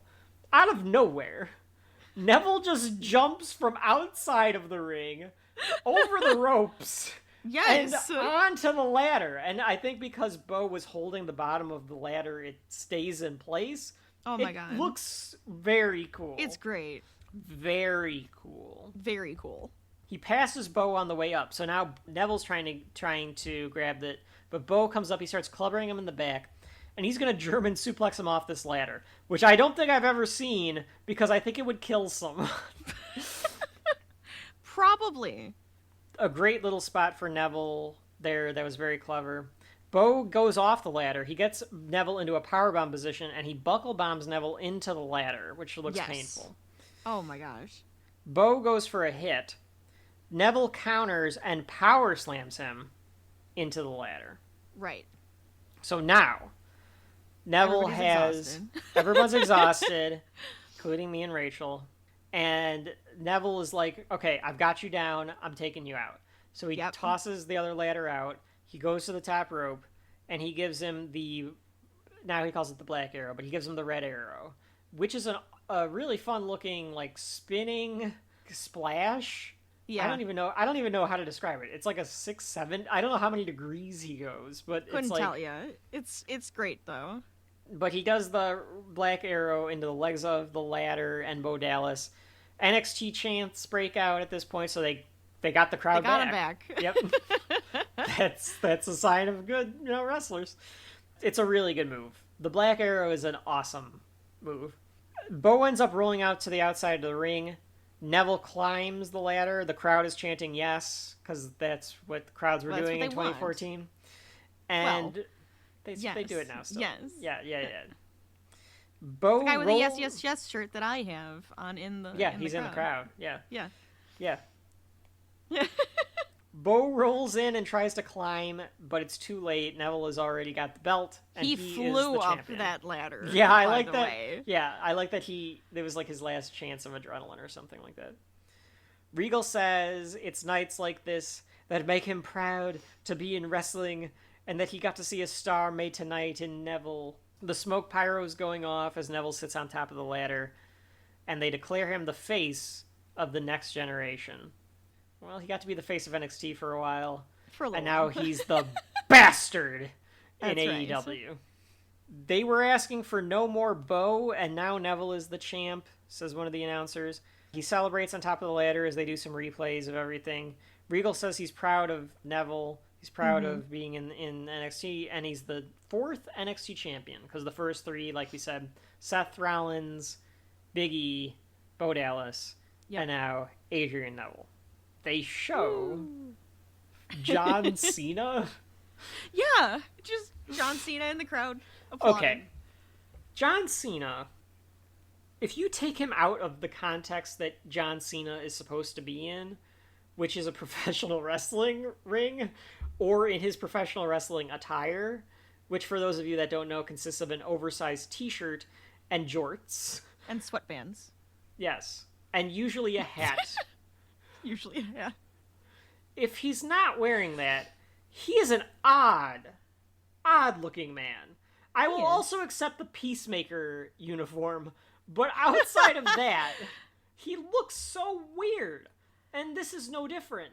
He looks bizarre in this suit. I feel like if you next to these ham and eggers. He is truly, like, he is surrounded by just normal looking people, like very normal looking people. But if you put any wrestler in a suit, we had a Triple H at the beginning here doing his shoulder thing in a suit. Yeah, you're right. Like, they all look very odd because they're very large individuals. Yeah. It's just very strange to see John Cena trying to be like, John Cena himself, though. Yeah. I approve of this. John Cena. He's just trying to be Triple H there. He's working it in a little bit. John, it's Paul. I have a favor to ask. Can you come down to Orlando and just sort of stand in the crowd for a few seconds? Well, I think I could do that. I could do that for you. That'd be fine. Do I want me to wear a 5-piece suit, a 3-piece suit? What do you think? Dude, am I like my attire? Am I gonna wrestle? I mean, it could just be a t-shirt. It's not that big. I'll wear a suit. Yeah. I'll get the suit on. It'd be great. John Cena was not part of Total Bellas because he was dating Nikki at one point. Right. Very odd reality show because it was the Bella Twins with John Cena and Daniel Bryan. So weird. And they would do these scenes where Brie and Brian would come over to dinner and it sounds like a weird skit is happening. And John Cena would insist that everyone wears formal attire. Maybe he just likes wearing formal attire. I guess so. I don't know. He seems like an odd man. The point that they're trying to get across here is that John Cena is supposed to be, like, afraid of Neville. Because, like, wow, look at this next generation. I have to step up my game. Right. Now, In reality, of course, that's not true. John Cena is John Cena, and he's always going to be John Cena. Right. In storyline, it almost works because Sure. he fights Bray Wyatt at WrestleMania. They fuck that up. And then he becomes, the following year, he becomes this work rate guy where he's having these great matches with everybody. Yeah. It's bizarre. So it almost kind of works where John Cena's like, that's it, I'm taking out the next generation. Sure. It really does make sense for if you like put it in that context. The only problem is they needed to probably eventually turn him heel by like having him be like afraid of the NXT guys. Sure. They never were going to get to that point, of course, because they were never going to turn John heel. No. So that's it. Neville celebrates, and they go off the air kind of saying like, we'll bring you the next generation. The next generation of stars has arrived, and NXT has arrived. It's arrived. In fact, they say the story is just beginning. It's not the end. The story is just beginning. Right. And that brings us to the end of NXT Arrival, which means that it is time, once again, for us to decide whether or not NXT Arrival has shelf life. So, Rachel, because it is wrestling, because there are individual stories going on in between this, you are allowed to put individual matches on the shelf, or you can put the whole show on the shelf if the whole show made it. Do you want me to start? Or do you want you to start? You can start, since this is like... Yeah, my thing, because it's wrestling. Your thing, yeah. So, I think it's okay. I think the show is fine. Ooh. From a historical standpoint, of course, it's like a wrestling promotion that I really enjoy, and I've got the NXT stuff because I was not into WWE after Daniel Bryan got hurt. I was into NXT, and that was it. I didn't watch WWE. I watched NXT. So seeing like their first big show, of course, you know, it's historic for that context, so it feels like it needs to be somewhere. I don't think it's shelf-worthy, though, as a show. Ooh, I think it's in the box for me. I think it's one where... Okay. Because I think I can't put it on the shelf because it's not... It doesn't have enough, like, big moments or big matches for me. Like, yeah, it's got Neville winning the title, but it's not a great ladder match. It's like a fine ladder match. Paige versus Emma is very good, so that elevates it, of course. Sami and Cesaro, though, is on the shelf. That match is on the shelf. I'll go back and watch that match 100 times in my life, I'm sure. I would encourage everyone, if you don't want to watch the whole show, watch that match. Probably go watch Paige and Emma too, but the Sami and Cesaro match for sure. So for me, it's good. It's a good start. We are going to get into shows where they're absolutely on the shelf from top to bottom, even if they have a match or two in the middle that wouldn't make the shelf individually, but the show would. Like, I had to amend with you, like, when you put Royal Rumble on the shelf, and I was like, oh, I don't know, only one match is great. And then I was like, no, wait, it was a good show. It was a good show. The show itself, So that show I was wrong. The show should have been on the shelf. You were right. In this case, I don't think I'm wrong for my own opinion. I think it's just in the box versus, like, on the shelf. Sure. And I've got that Blu-ray with matches from all over this timeline. So I feel like I'm going to agree with you about the box idea, because there are... Rachel loves that we have the box, so that we can be like, on the fence. I created the box, damn it. I created the box. Say it like this. The thing is that there were weak points. It kind of fizzled a little bit at the end. It sparked a little bit back up because they were trying to bring back the hype, but it did feel a little tired by the end. But yeah, those definitely those two matches with Sami and I was gonna say Gargano, and I'm like, that's not right. Sami and now I can't think of his name again. Sami and Cesaro, and then the Paige and Emma match. Like, I really liked those. Those were really good. The one between was unnecessary, and then like necessary. They were kind of forgettable, you know. You have the 3 main matches, which was the Sami and Cesaro, the Paige and Emma, and then the ladder match at the end with Bo and Neville, and then everything else kind of just disappears. Yeah. You kind of forget it. It's a little forgettable. So that's why I'm going to put in the box and say that those two matches were definitely shelf worthy, but the rest of it kind of just fizzles. Yeah. I don't even know. Would it be in a box? Ooh. The whole show. I mean, like I said, putting you're putting it in there. It does make sense history-wise that it should just be like, this is the start. I do like that idea. Otherwise, it is a kind of a fizzle. Yeah. The show. Yeah. So it's like, if you want it there for like, here's the beginning, here's the first one. Yeah. Sure. But if you're thinking about it as a show, standalone by itself, you're not putting it in the box either. No, not really. Yeah. But Sami and Cesaro, that helps put it in the box. You putting Paige and Emma on the shelf too, or just Sami and Cesaro? For you personally. Let me think. Like I said, I think their 2013 match is better, but this is probably a better story. So I don't know if I put that. I liked the story of it. Like you were saying, there are a lot of like moves where it's just like the holds. I'm definitely more of a give me the acrobatics. Like the flips, yeah. I like the acrobatics. So I mean, so there wasn't as much like excitement, like where it would like raise up and like you'd get excited and you pop. It's more of like the tension match. So I mean, it was really good, but it was more of a tension match. So maybe that would be more of a box than a shelf. Yeah. But yeah, I mean, I still thought it was really good, and I like those characters. So it's hard not to be like, well, I could, I might be able to put it up there. Yeah. Definitely.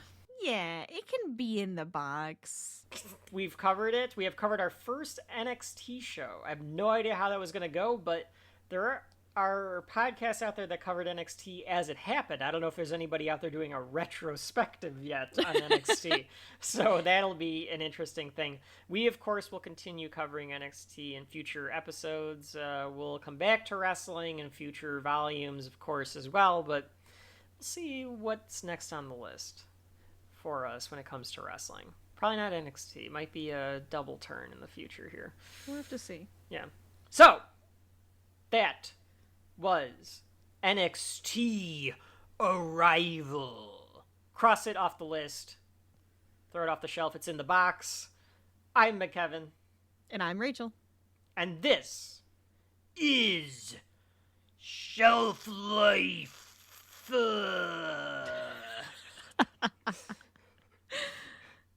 Did we even say our names at the beginning? We must have. I'm so tired.